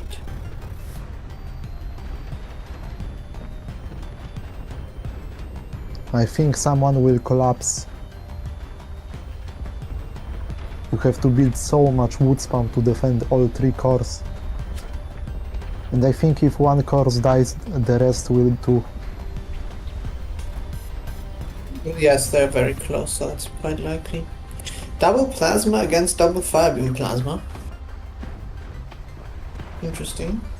So double plasma is better when you want to simply attack weapons, but double fire beam and plasma is better if you want to do penetrative damage to finish Yes. something. Easily Because- kills you. Easily. Yeah, because we get- 2 fire beams make wood take a lot of damage, and plasma kills that wood for free. Exactly. Oh, we might see a death here for plasma. No, we get a shield. Not wow. yet. So great game sense here from Wind. Most likely we will see a EMP rocket. But neither players have the tech for it, so it might be difficult.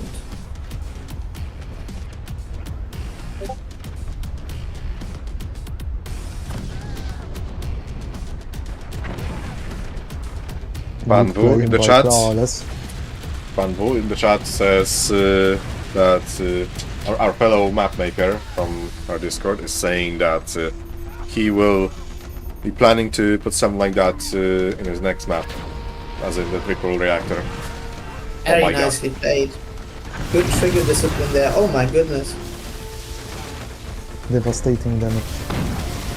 Yes, it was taking damage because Wind was hovering the door snipe, but the plasma was burning, and as soon as he extinguished it, Clavales went for the shot and killed both plasmas. Very nicely done.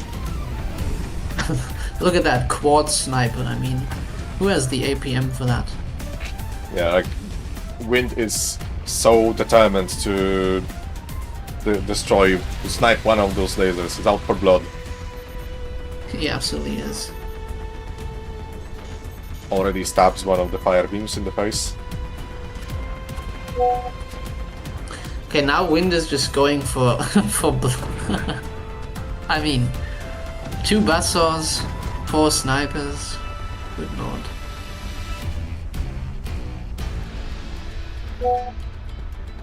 He might Clavales- even kill Clavales with those 2 buzzsaws if he aims buzzsaws at the top of wood spam. That is possible, yes. I think there might be too much stability here. But it's a tight angle, and there's some sandbags here.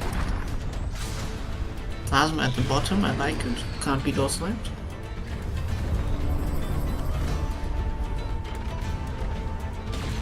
It can be headshotted though. Good Oh, play. that's so much for that plasma. Yes, good play. That was just luck, he just wanted to kill the buzzsaws, but nicely done. Yeah, he saw background in wood spam and he aimed his lasers there to kill Exactly. whatever is there. A bit of a wobble. But nothing to be afraid of, I believe. 5 snipers, Very- I mean, what the hell. Very good play by Clawales, not using that lasers until he removes winds snipers. Yes, you just need to do that, otherwise you die. 5 snipers, I mean, what are we doing? As soon as he opens the doors, he gets swiftly eliminated by wind snipers. Indeed. But look at that bottom sniper. Wind is not prepared for it. Why did he fire down there? No, there was some background there, so he expected a buzzsaw, probably.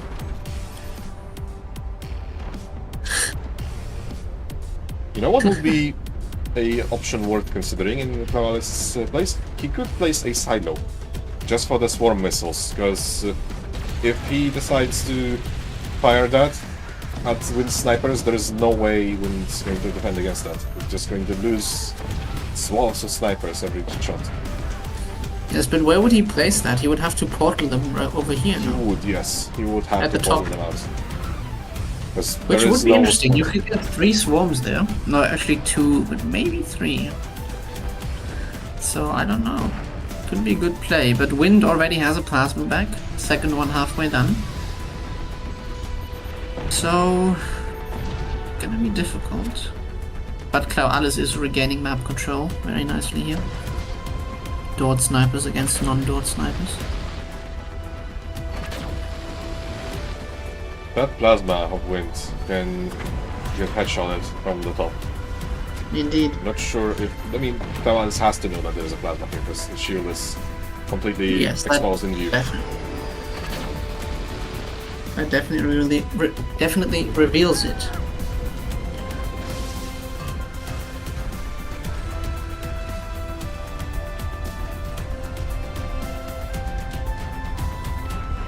Oh, another plasma at the bottom.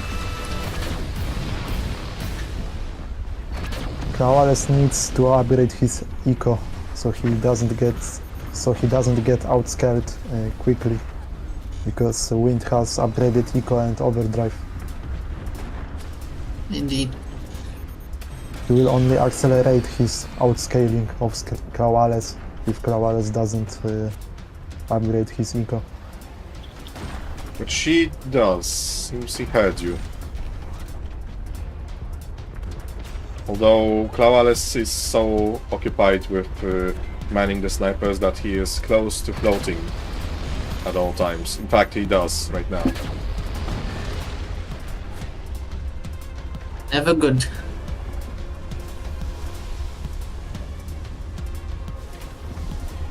Remember, people don't float in this game. If you have too much metal and nothing to do Oh, with it, what is that undershot? I mean, what the hell? That's disgusting. anyway, placing Yeah, armor is even better than floating away metal. Yeah, even if that armor is in bad place, you can always convert it to wood and use that metal from converted armor. That way you only lose half instead of full. Also those heavy mortars, which will probably be upgraded before firing, will be quite devastating to the laser stack. Clawales activated the ability, not sure what for. Ah, there we go, he's firing the lasers now. One laser. Only one though, yeah. I don't know, Pinterest is just not a good matchup here at all. It's not horrible matchup, but there will be better options. As we see the 4th plasma for Wind and the 5th plasma for Clawales, so we're just going all in on plasmas, I guess. I think both players abandoned the idea of adding any fire beams because they're going to get sniped anyway. Indeed. There you go, door snipe. Tragic.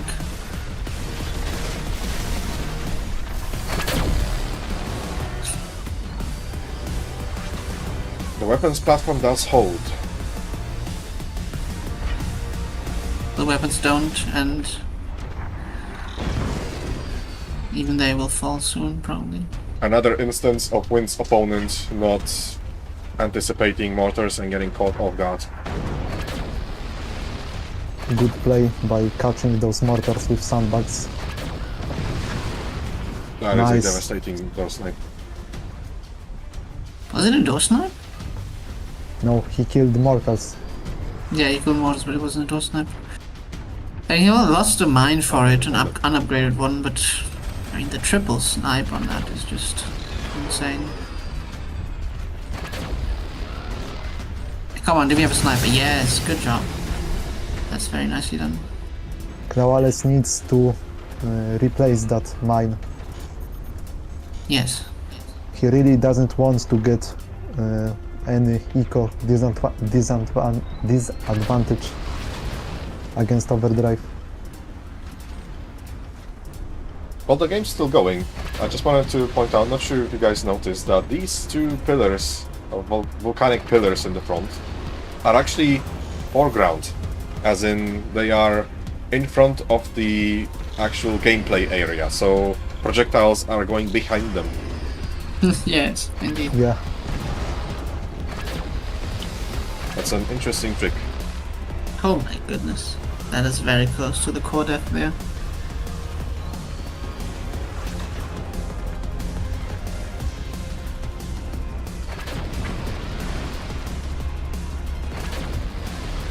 Oh, do we get a tickle? Come on. That is touching the reactor. That was 42%. insanely close. My goodness. Oh, and the plasma's exposed. Come on, do we snipe it? Please, please. Yes. Nice. Very well done. Wind losing plasmas left and right.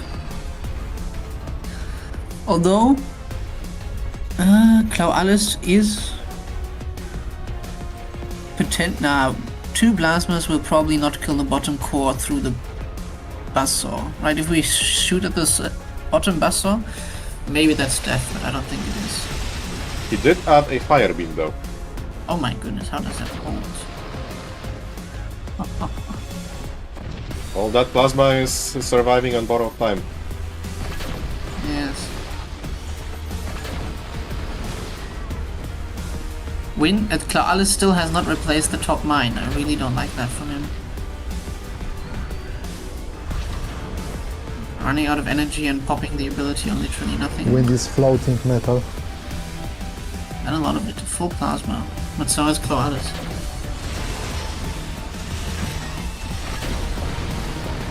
Oh, that is Damn. devastating. Critical hit.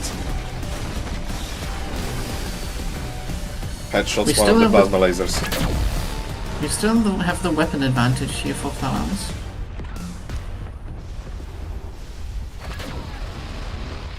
But probably not for much longer, if I had to guess. Yeah, Clawales losing weapon cost him more than Wind losing a weapon because of commander's abilities. Pinfish does not return you some metal after you lose Ooh, plasma, good. but Overdrive does.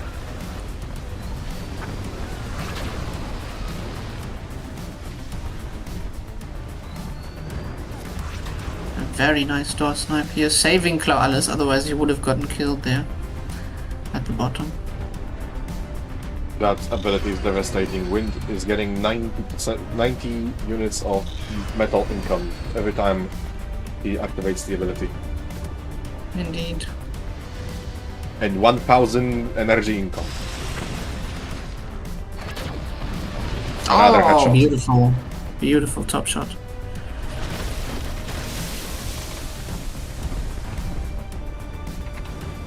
Given how vertical this map is, the angles are brutal. Indeed. Very difficult to defend your stuff from getting shot, either from the top in the head or from the bottom into the belly. And Wind seems to have started having some stability problems. One of these struts is blinking. And there we go, more like- others. I like Sorry. Wind's turbine in front of his reactor. Yes, Well defended. indeed. Well defended and nothing else. That turbine will die as the last turbine. Or if that turbine dies, the core dies pretty much. At least he could convert that strut in front of the reactor, between the reactor and the windmill, and have some energy income out of it. Like 30% We also see efficiency mortars or from both teams now, although Wind is getting 3, Klaal is only 2. Well, Interestingly Clawales is about to pull an Uno reverse on Wind, because it doesn't seem like Wind is expecting the mortars. Well, he Or is, maybe, but that is what he's maybe he targeting is. them. We need some sandbags, please. No, that's Right, Well, it's one not mortar a- got yeah. bumped in the head and is gonna die, and probably chain reaction. No, never mind. He's not gonna cause a chain reaction. But that's one Unfortunately mortar not. lost, regardless. And now the jig is up. Oh, wow. Oh, wow. Almost the self-door snipe there. Another one. There's so many shields from Wind here. I mean, 6, 7 shields. That is Wind just not... invested in munitions plant. Oh yes, you're right. It's already done and we get a howitzer. Oh, okay.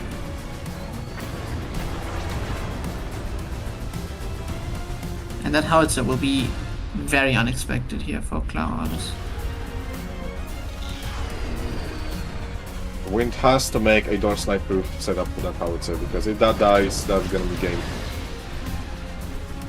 Yeah, he will collapse if Howie dies. If not, outright kill the reactor, because remember, he only has 39% on that top one. Oh Indeed. yeah.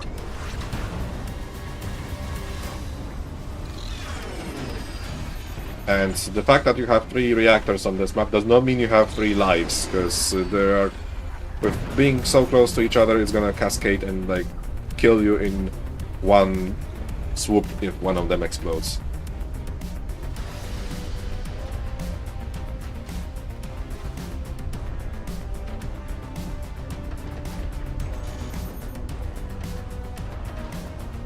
Right, so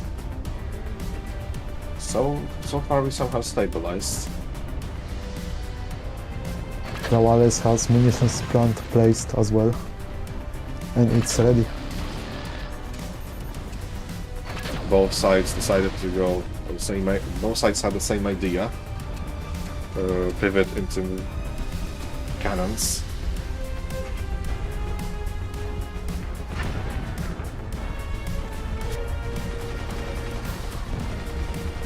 Howitzer, wind shooting, firing howitzer at those snipers between a top mine and a core. I think it might collapse Clawales. Unfortunate. Well, we are about to see. Oh? Nah. Yes. Another. Yet another Plasma down. plasma. But I mean, what Eliminated. does Wind expect from a plasma with a single wood strut in front of it? That is not made to survive much longer. Takes me back to the conversation we had in the previous streams. Why are you not placing a shield where you shoot? That's the... Exactly. No, it's not. Oh, But never mind. He caught close it. to it. Close to it. Yeah, it's worth pointing out that there's also a howitzer there above Clawales' reactor. Yes, that could have gone very, very poorly.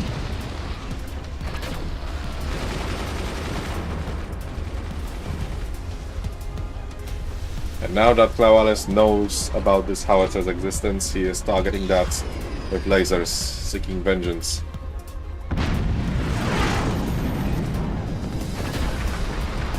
Oh, barely surviving. A 1-2 punch, not sufficient.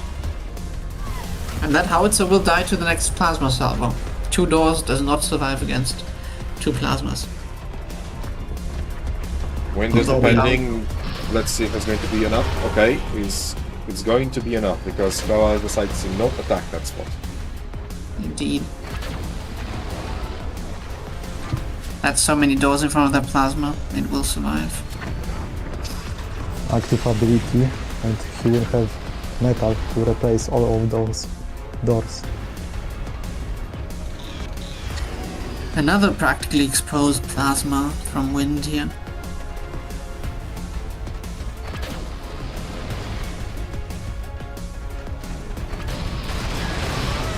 It's open. Nice, do we have a sniper? Good play. 3 plasmas do a lot of penetration. Why need a sniper when you can snipe with a freaking plasma laser? Exactly, and kill all mortars behind it.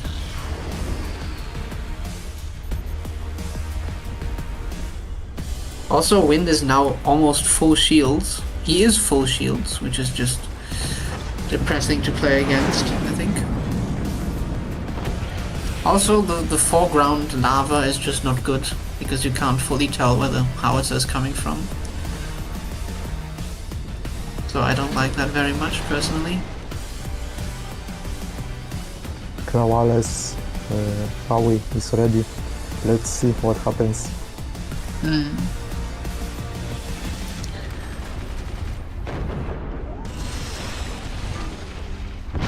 Although Wind...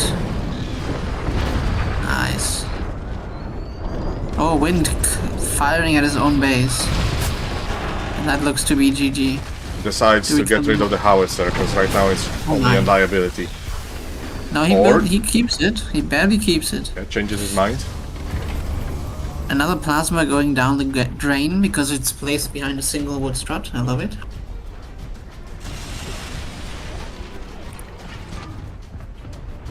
The single heavy mortar. And to ENTRAX's advice of the day, don't forget energy shields. Indeed. Oh Also, my don't God. be. Oh. Also, don't be greedy and just place behind a single wood strut. So many pros do that, and I hate it. And I guess now all that Wind can hope for is a door snipe on the howitzer. Which is very easily possible as the doors are exposed on it, so sure. Yeah. Why not? Well, he has shields all over the place, so there's still a slim chance that Clawales makes a blunder and gives him enough time to blow his way back with the overdrive ability. Indeed. Although we get a second howitzer, nicely. And howitzers will make short work of the shields.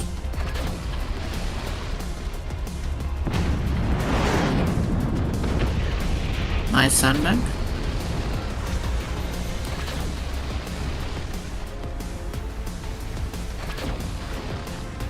Out of No energy. energy from Clawales. Quite impressive, having 3 reactor cores and a bunch of windmills, and still running out of energy. Yes, that means a lot of firepower. And Who is winning? two plasmas. Another Based on, plasma in front core of health. nothing this time, except for a windmill. Which doesn't even cover it fully. Like a sniper would. Yeah, there we go. I mean, what are we thinking, honestly? Yeah, placing a windmill hit there was like telling Clawales, hey, I have a weapon, here, you can shoot. Wow, another beautiful sandbag though. I mean, he has lost like 4,000, at least 4,000 metal to just exposed plasmas now. I don't And understand it. Looky Where's here, the learning? another plasma in front of a single wood strut. Indeed, because I don't know, it worked so well last time.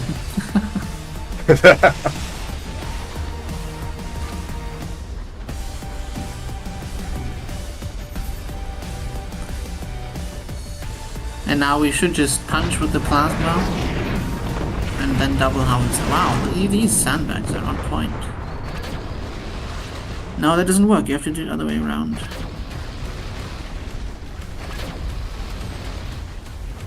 Alright, Wind is betting on 3 buzzsaws. I'm not sure what is going to be the purpose of that, considering Clawales' front is one just block of armor.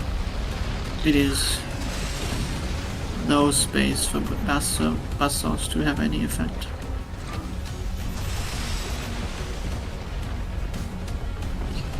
And you should now know about them. And there goes the plasma, I assume? No? Okay. Just eco damage. Eco damage isn't enough. And there's shields everywhere, so...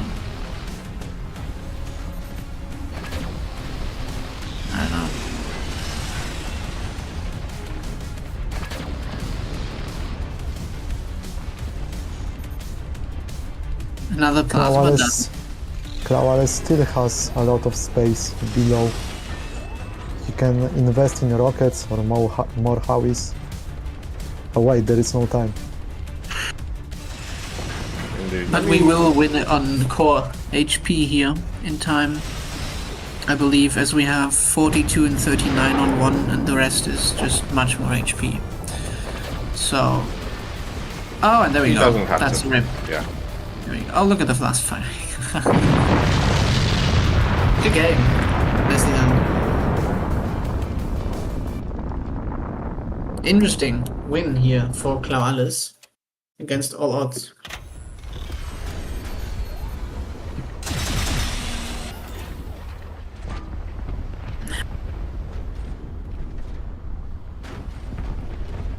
Let's see that takedown again.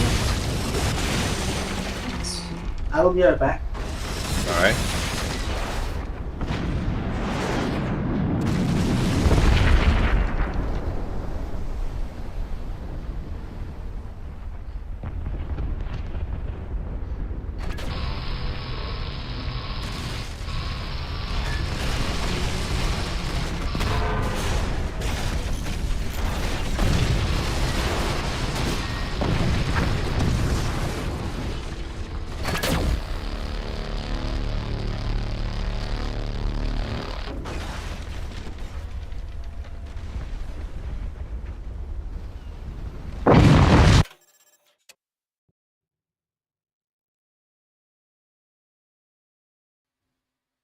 Not sure if you noticed how while falling down the pit, there was like one last spite shot from Wind with the plasma laser. Yeah, I saw it.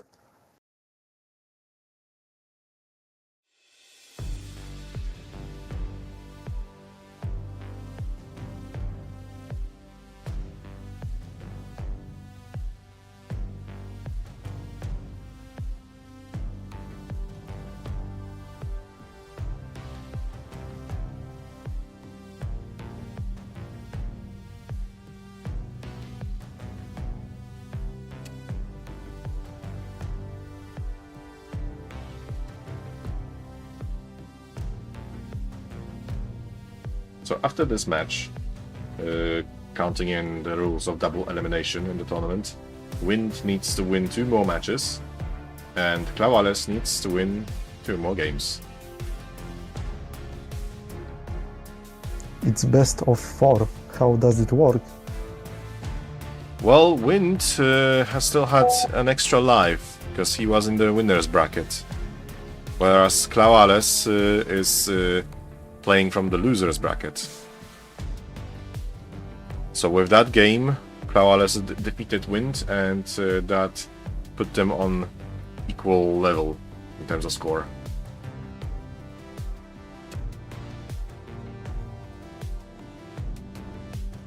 I have returned.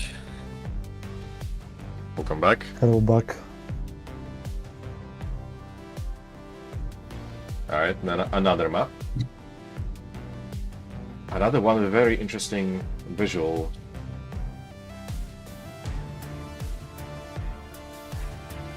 Yes. I like it.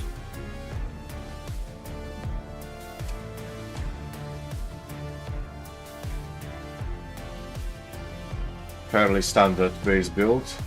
We have storage, we have 2 mines, single reactor, so nowhere near as crazy as the insanity we've seen in the previous round. Medium range, so it's going to be a bog standard game, I presume.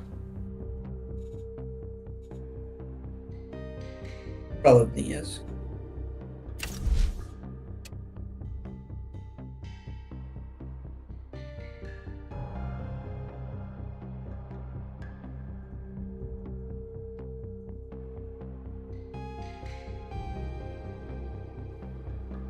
There's a tiny bit of verticality here with the wall extending downwards from the ground level of the forts, kind of like in pillars, but not to the same extent. So that means that I would say that introduces a tiny bit of bias towards early aggression weapons.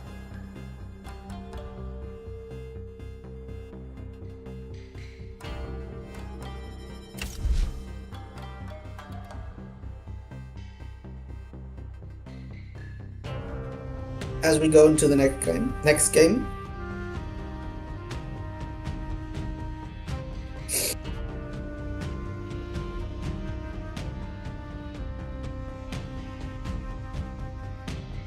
With the way the roster of available commanders is shrinking for each player, I think there's some very slim chance that we might see Shokenal eventually. A very, very slim chance, as we do have, I believe, is it 12 commanders in total? 15. 15, yeah. 15. Oh yes, I forgot one of them. So I think another bad matchup here for Claualis. Would be at least my first guess. We have Armordillo, Wind playing Armordillo, whereas Claualis is playing Firebird. Firebird, I would say, is in a bit of a losing position against Armordillo, but depends on what these gamers go for. Indeed, I just once again see the eco disadvantage and tending towards Wind. Yeah, and also the fast door that provide a lot of map control opportunities. And weapons with fast doors that are nearly impossible to door snipe. So Armordillo in fact does have a edge in that matchup. Indeed. I wonder if either of the players are going to try to take advantage of the reactor being protected by only a single strut of wood at the top.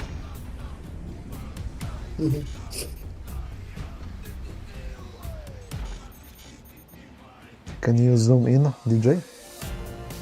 To which base or just in general? Yeah, just in general. 7 mines in total.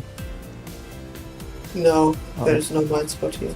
Oh yeah, that's for missiles. That's a missile spot, yeah. Some sort of like on spirals. Yes. Nice back to mine potential, which I love. Limited back turbines, I respect that.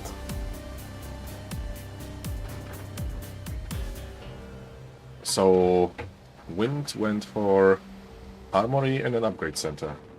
Claualis is also going with an upgrade center, but chose Workshop instead. Which is to be expected, because he's probably going to be building mortars. In fact, seems he's already preparing platforms for the mortars. Yeah, we will see the standard play. Build mortars to slow down your opponent and then build 20mm cannons to do actual damage. Yes. A possible response to this play would be to attack the mortars with a buzzsaw, but the thing is, Wind doesn't have an access to a buzzsaw because Wind armory, so he will have to be on the defense here, and in fact he is. He placed a flak.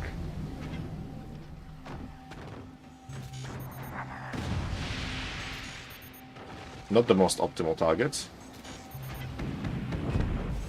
Now the flak is active. Alice baits it nicely.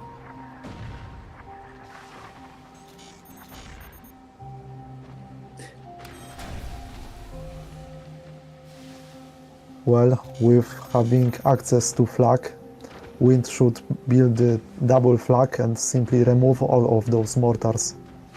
Yes, that is an option, because after the recent buffs, double flak can actually destroy mortars behind cover. That folding mortar almost headshot in the flak. Which Pan W could potentially comment on. Okay, Claualis is putting up the pressure with an EMP sniper. Wind responds with an EMP, killing the sniper actually.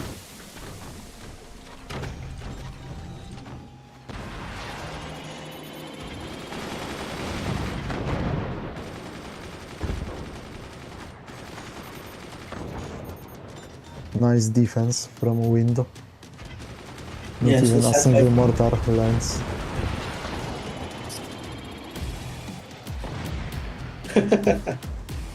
A dead windmill. Yeah, seems like Clawales gets his own medicine. It's a taste of his own medicine, yes. Dranistian is probably very happy to see this.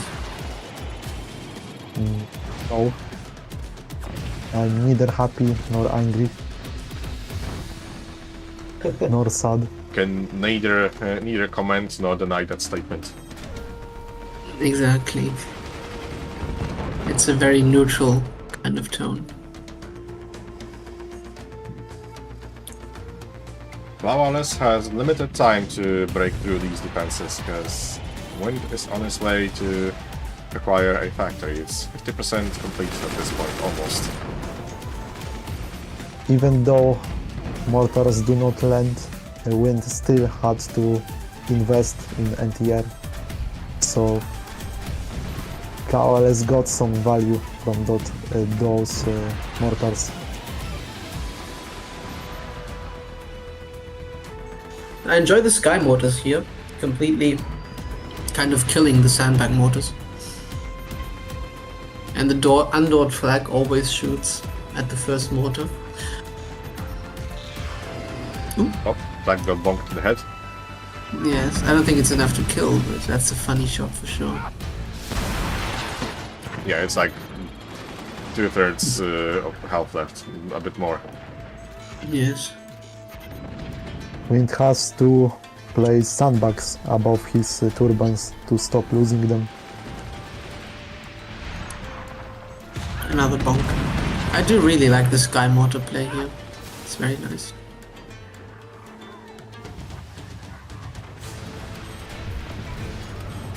Both players have begun upgrading their eco like a minute ago.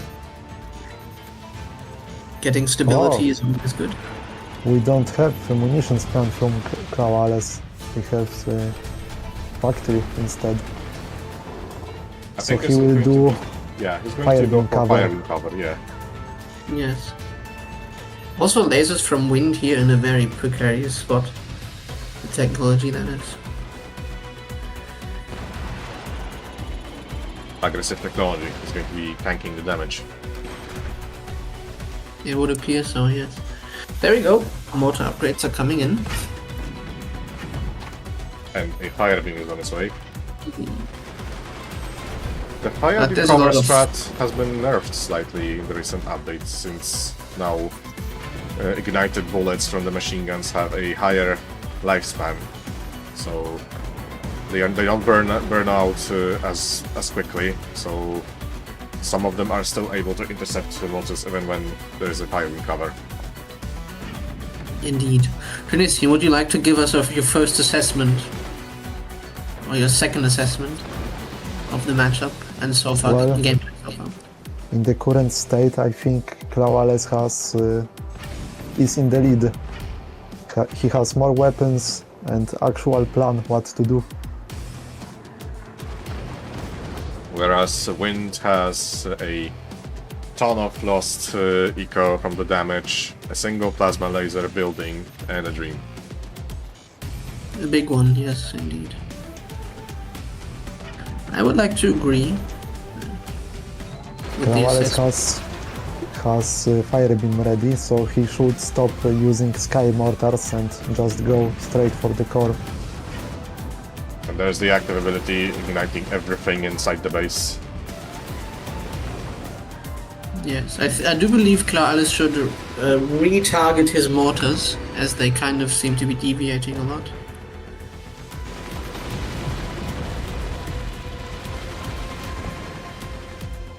There's the example of fire beam cover, not really as effective as it used to be.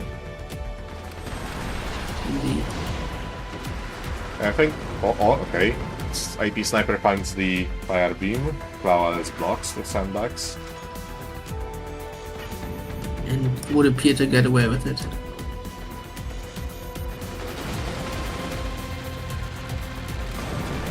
Good hits.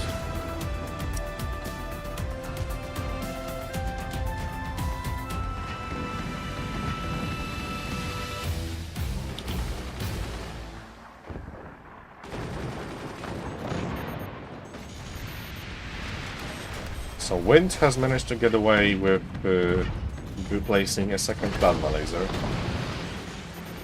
That is a painful hit. Fire beam goes down. Wind should have should start using active ability to have actual chip repairs. In Clawaless's shoes, I would consider firing those machine guns with active at the turbines down at the bottom, because these are completely unprotected. And Wind is already struggling with energy. Oh, that touched the laser. That touched the mine.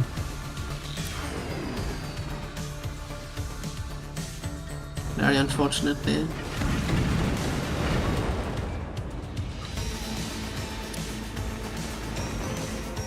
Flowers even can target those plasma beams with mortars. And most of the anti-air would not have an angle, so we should probably switch to low mortars. You're right, Dranistian. I think that would be a good idea.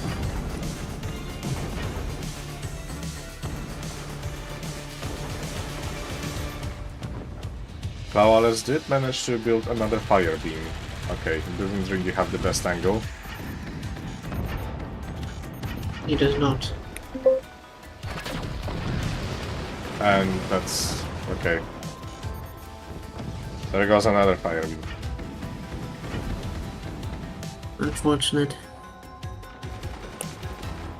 No more fire beam cover.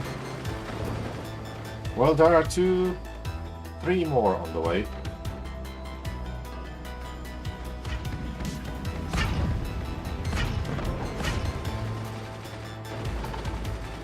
I guess that's gonna be the theme of this game. Clawaless getting a fire beam, getting off one shot with it, and then losing it properly. Might be the case indeed. Ah, I mean, almost a collapse even.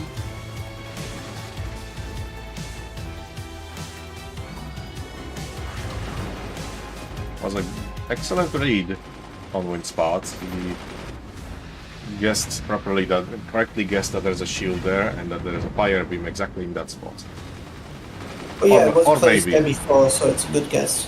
Or maybe he was just going for the mines. Both of these are good ideas. Okay, he spots another fire beam. Yes, which was also fired again. Also, well, now we have big stability issues here from Flowers. He doesn't have anything besides those three longs that the base started off with. Indeed.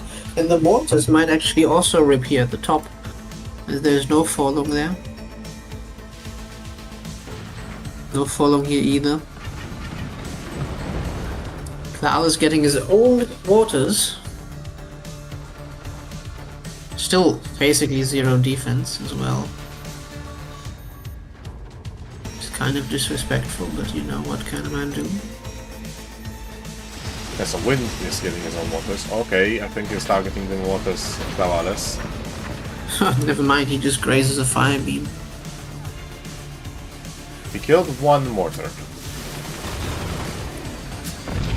Indeed, I think the fire beam was the greater win of that though. That interaction. Greater value, yeah. There you go, all mortars, no gunners. Could be GG here already if we hit the Yeah. core. At the very least, oh my god. Okay, that is game ending. Yes, we don't have any more weapons now. It's not looking very good. Tabby on the bustles. No energy.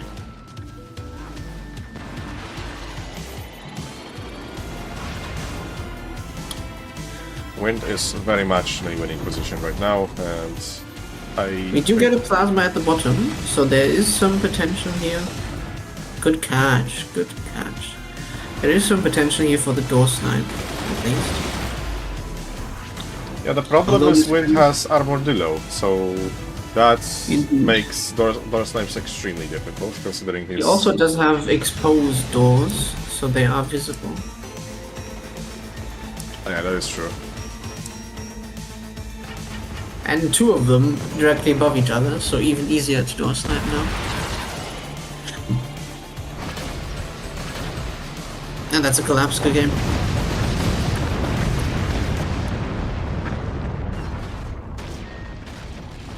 Unfortunate.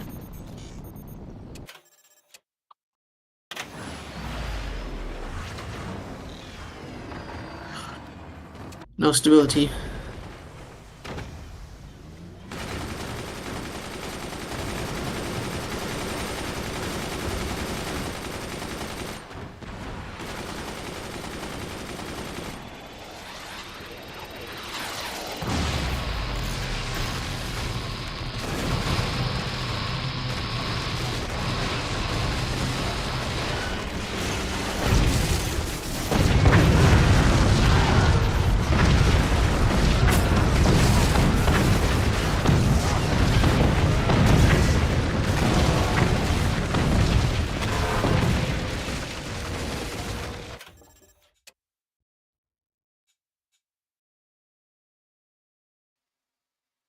So Wind is up 2-1 against Clavales.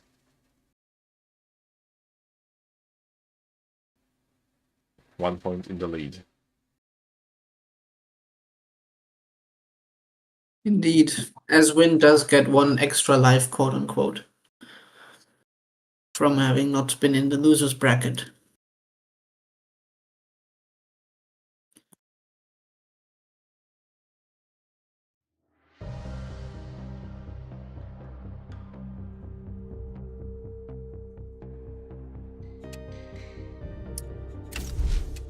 Oh, now we have actual hands this time, not just seeming hands or probably hands, actual hands.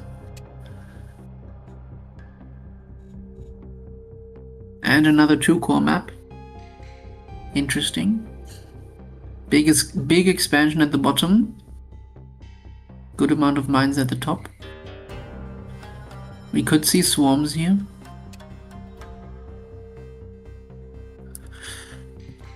Interesting. All right. What? Look at the range. Looks pretty far away, no?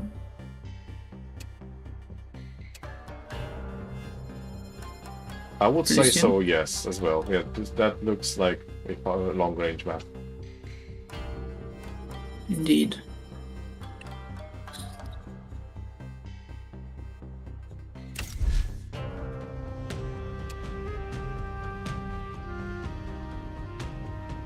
And information from the host and the mapmaker, there is wind floor on this map.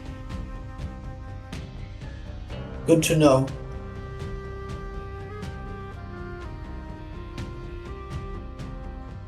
So no windmills on that bottom expansion, I presume.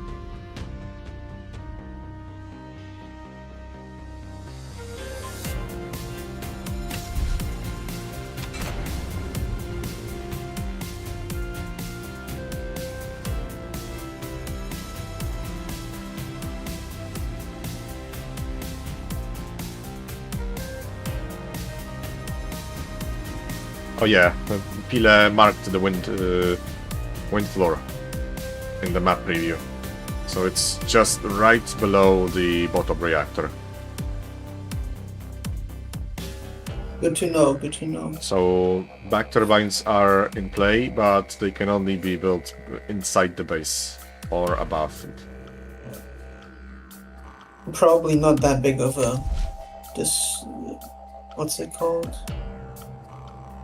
Problem. Not a big of a As detriment. possible.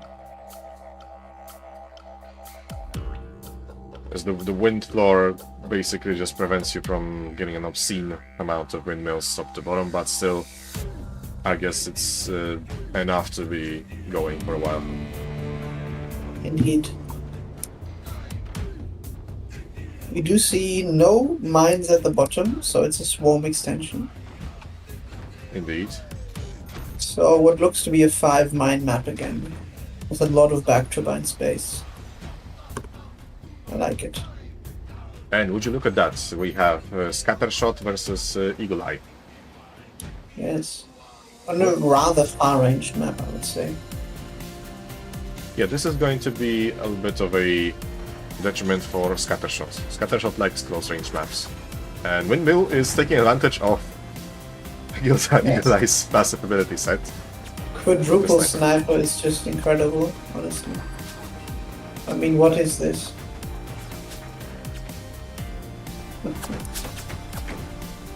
Wind is targeting the longest armor strat in Tawal's base. This is not something to be ignored, because from so many snipers that does deal a meaningful amount of damage so early in the game. Indeed it does. Well, taking into the account map range, I would give that matchup to Eagle Eye. You have good snipers, not cheaper, faster to build, faster to fire, faster reload cycle, and 20 mils are weak against snipers, and 20 mils perform worse at mid-range and long-range maps, because the projectiles do not merge that well, so you cannot do penetrative damage that easily. I mean, 6 snipers has to be a troll. 7 snipers. Yeah, 7 snipers has to be a troll. No, yeah, I can't count it. 6 has to be a troll, right? I mean, what are we doing? For a moment, I was thinking he's going to be going for the sniper spam meme, but he did. Yeah, place... it's like an AI map. Yep, he did place a workshop in the upgrade center.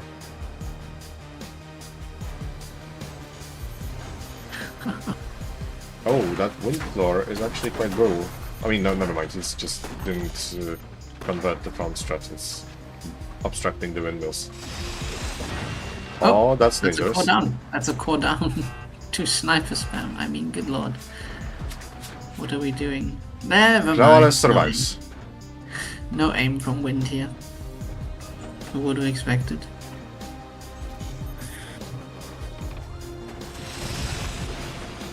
One sniper down. Second down.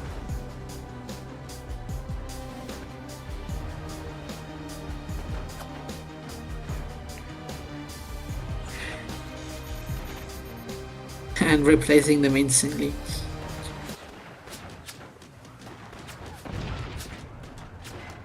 Kral is doing a good job of just switching up the snipers which he's using now.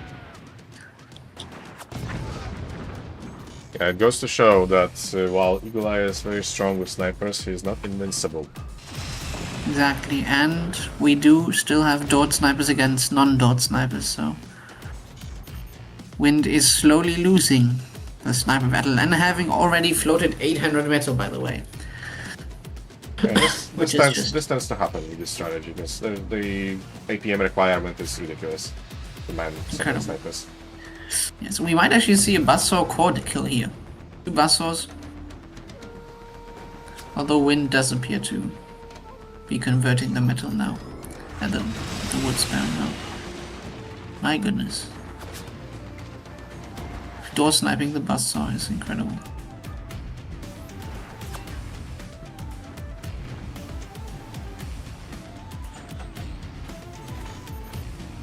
Wind now knows about the commander. But both players know their commanders. So shouldn't be much of a difference. And throughout this whole parlay, Clawales got delayed so much that he just now placed his munitions plant, which is not bad by any in any sense. He is still on the way to his weapons. But it shows how much he got slowed down by Wind's sniper spam. What is it, like minute 4:30 when he placed that munitions plant? Yeah, something like that. But Wind wasn't much faster with his laser tech, so I guess equal distraction and destruction. Especially as Wind does not have the storages for his plasma laser. So his advantage seems to be nullified by his own forgetfulness. For all intents and purposes, Clawales seems to be on the on the losing position in this matchup, because he, in order to gain advantage from his active ability, he needs to go for 20 mil cannons. And Wind has an ability set in Commander that's very much optimal for door sniping 20 mils. Yes, I love the double plasma always. It's a beautiful play when you can perfectly line up 2 shots. Very enjoyable. And we might actually see swarms down at the bottom now.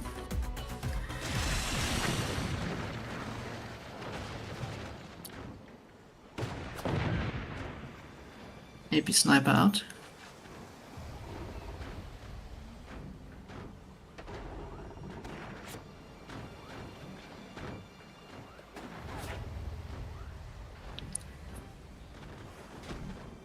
Single dot plasma in Wind fashion. Actually double dot now.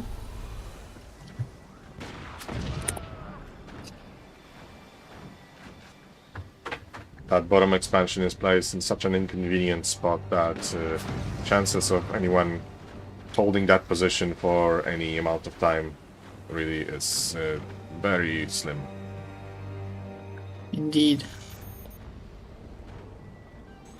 Would be kind of viable with Shockeno. Well, yes, Shockeno could work, but I don't know, it's only 2 swarms at the bottom, so it's not the most valuable expansion. So I don't know if Shockeno would be worth it to take. Rather not. I was like more on the basis of why not? Just might as well take it if you have workshop and spare metal, but not something to base your entire strategy around.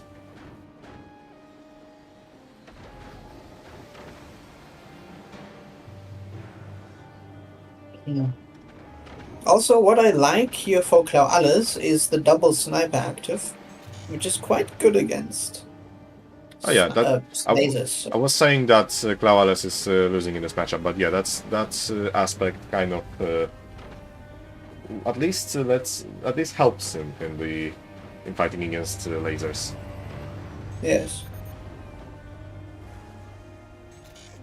He's got access to pretty much instant door snipe button.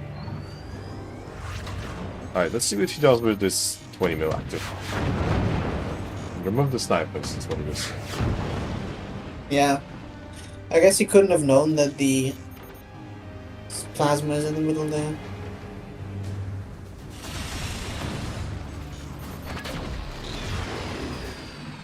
Double snipe, double plasma? Not No. quite. Or maybe. No, he does use the double plasma, but switches targets to the 20 mils. Yeah.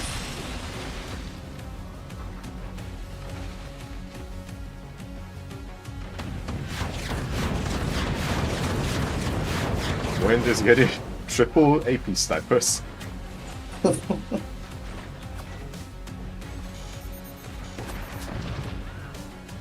I suppose he wants to break the front doors of the 20 mil and finish it off with the AP snipers, while maintaining pressure on whatever Clau Alles decides to build in other places. Clau Alles needs to defend his bottom core. He knows that Wind has double banked. I mean banked plasma, so he can actually kill him.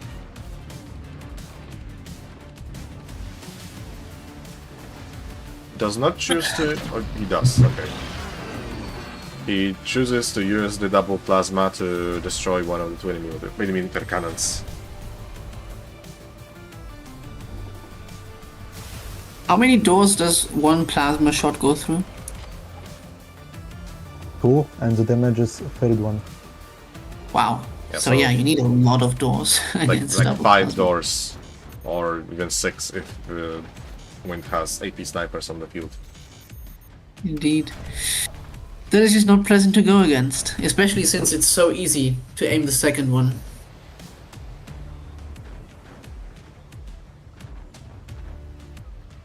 Clawless needs to place a sniper and take advantage of that ability.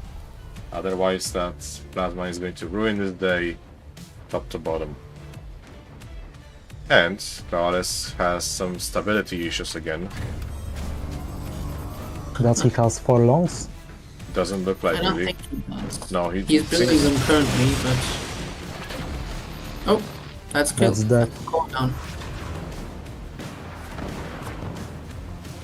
Why are we not using the second shot? No energy. No energy, damn. Ooh, but there's a shield there, so who cares? Still worth it. He removed the double AP sniper.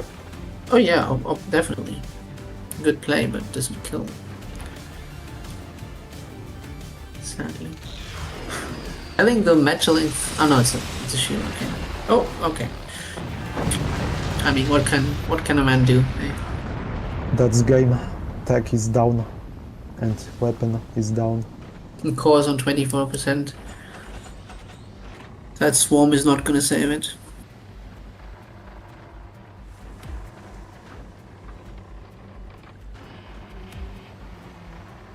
I was getting ready to go into the replay, but I forgot that there's a second reactor.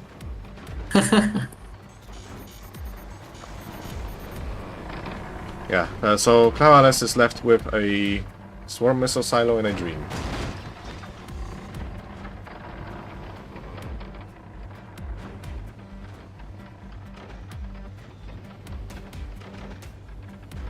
And even assuming that this silo is not going to get disconnected by boosts or spam, Oh, it will. which As probably soon as it will, shoots. but even if it doesn't, I don't think it's going to have much impact on the game. No, I mean, Win might even go for sniper anti-air against the nuke. Why not at this point?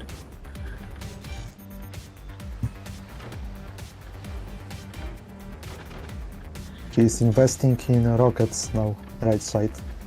Just to finish Clawless.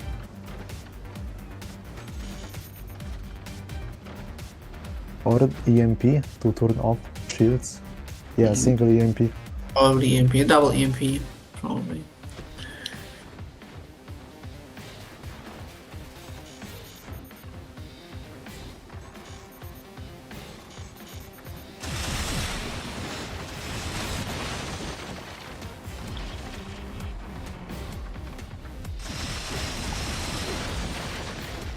I mean, quad sniper is just disrespectful.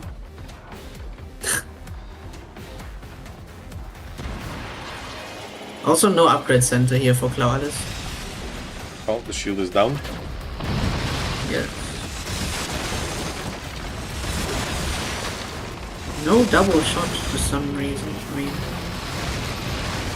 that would have been a kill if shot earlier. Yeah, I think he wanted to space it to like include postal shots between the laser shot. Oh, that's exposed. Ah, GG. Oh, look at that. Core is actually damaged by the swarms. Only 58% though, so it doesn't matter. That was the last game for this I believe tournament. so.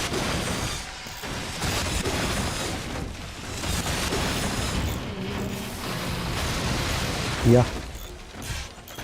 You called it.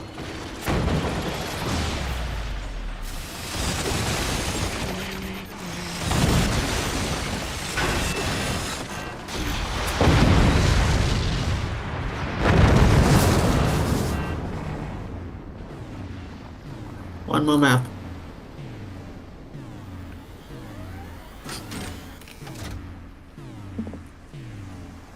We might see one last show match here, so the last map doesn't go to waste. If both players agree, that is. Indeed.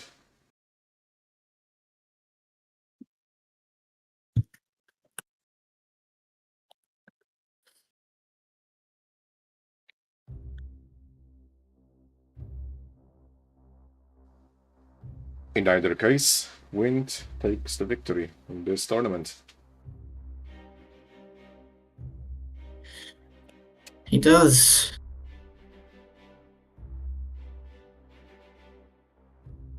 Ooh. Very cool looking map here. 177 workshop items installed. I would like to play with high seas and control ammunition here.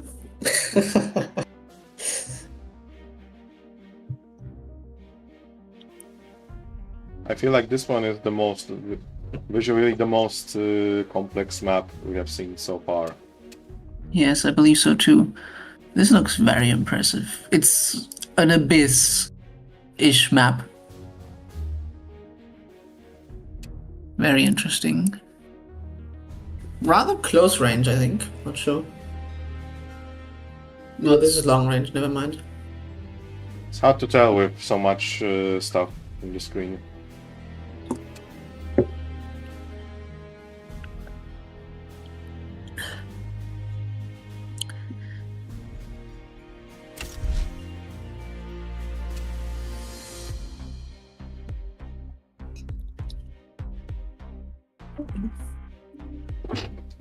Although in the support select preview, it does seem to be like a little bit below average in terms of distance. Looks like mid-range to long range. Yes.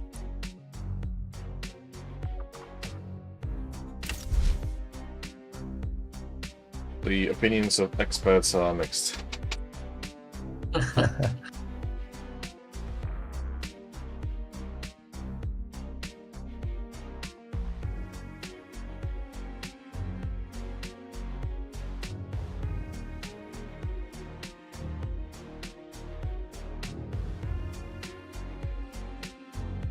As we go into the last match of this year tournament. Phantom, interesting. We finally see the Phantom play, Yes. with Wind doing a kind of a bomb cloud opening by immediately triggering his ability and announcing that he is playing Phantom. I just say Wind is It's playing Wind. playing in a Jesus. very troll fashion, I believe. I mean, yes, I don't think Wind is taking this very seriously. I didn't even notice at the beginning that there's a mine up top. Wind apparently has Mine, neither. yeah. So 6 mine map. I assume because this is a show match that the commander ban rules are no longer in play. Because Yes, I don't think many fire people damage. care here. Right, makes sense. And map is indeed mid-range. Looks like vanilla range.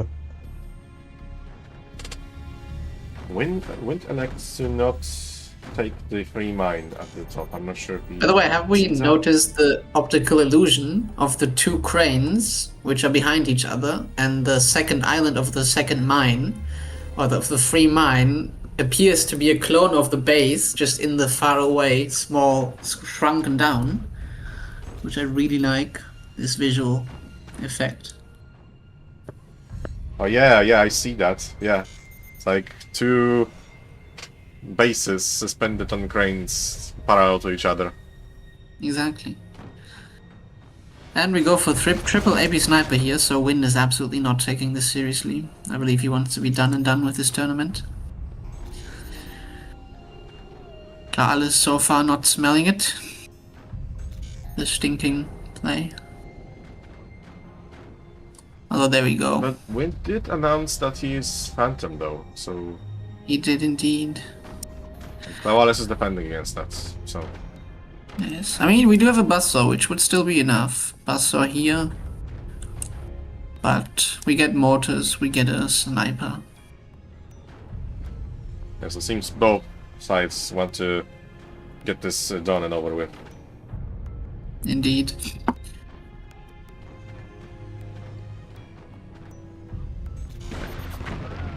The Busso is in position.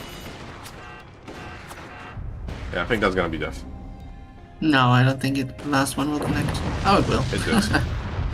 Okay. Well, I mean, whatever, I guess.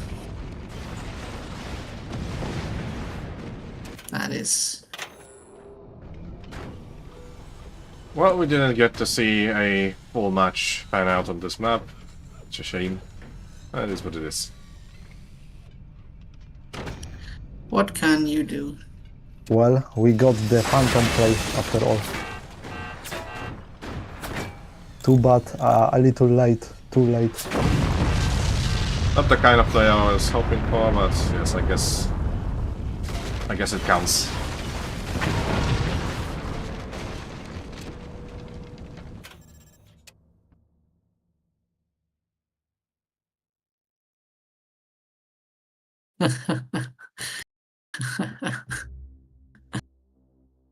Huh.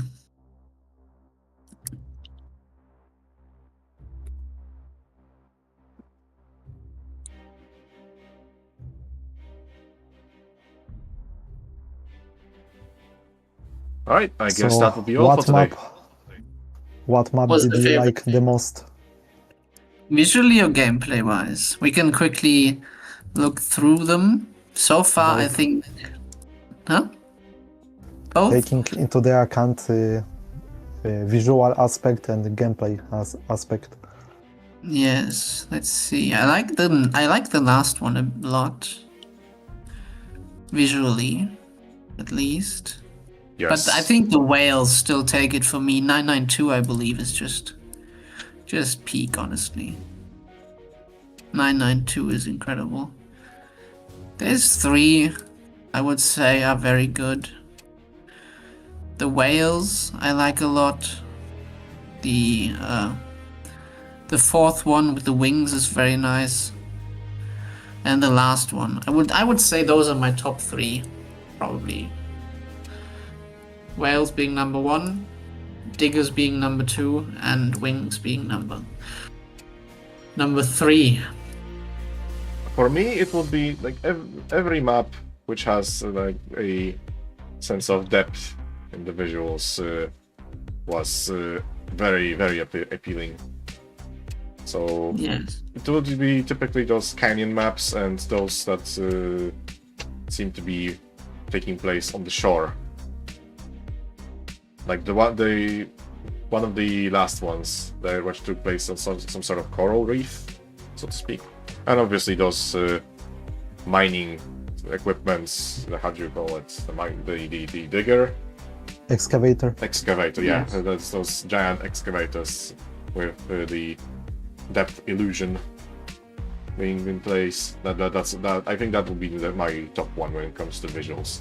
And gameplay-wise, I'm not sure if there's a top pick, but I would say the map with triple reactor would be very, very much close to the top.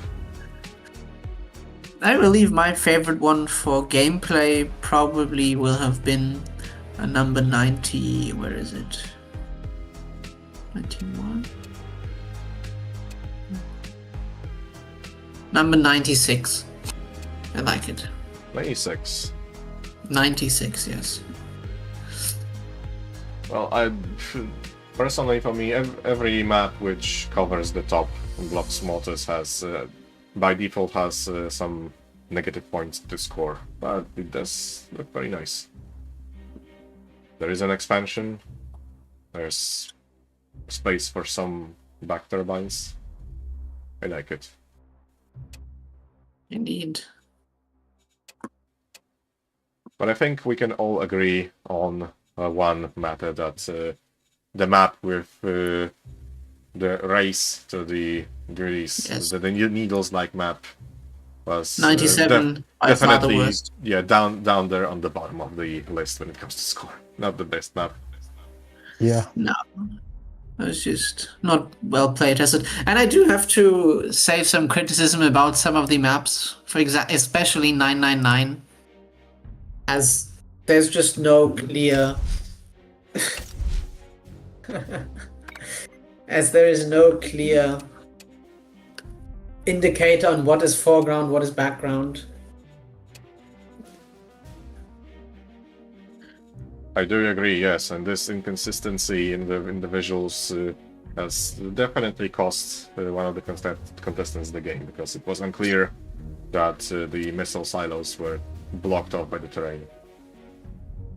That was the directly deciding factor when it comes to that game, and that's just not good to have. Yes, I agree. Okay. That ends the tournament. I would say definitely more positive over negative. For sure. I mean, the tournament overall was amazing. Like, I agree. kudos to Pile for organizing a excellent spectacle. Yeah, Pile really is nice not- concept of improvising on unknown maps. Really puts that experience and skills in general of the competitors to a ultimate test, since you cannot prepare for maps you haven't seen before. Exactly. Alright, ladies and gentlemen, I think that will be all for today. Thank you very much for joining this tournament. I really hope you liked it as much as we did. Congratulations to Wind for winning the tournament, as well as Klauales for taking the second place. And I, once again, thank you very much. And thank you, Pile, for organizing this very much amazing tournament. Yes. I wish you a very good evening or morning or the rest of your day, depending on your time zone. And see you on potentially future live streams. Yes, goodbye. Thank you for watching. To all the 8 See ya. viewers, and goodbye. Bye.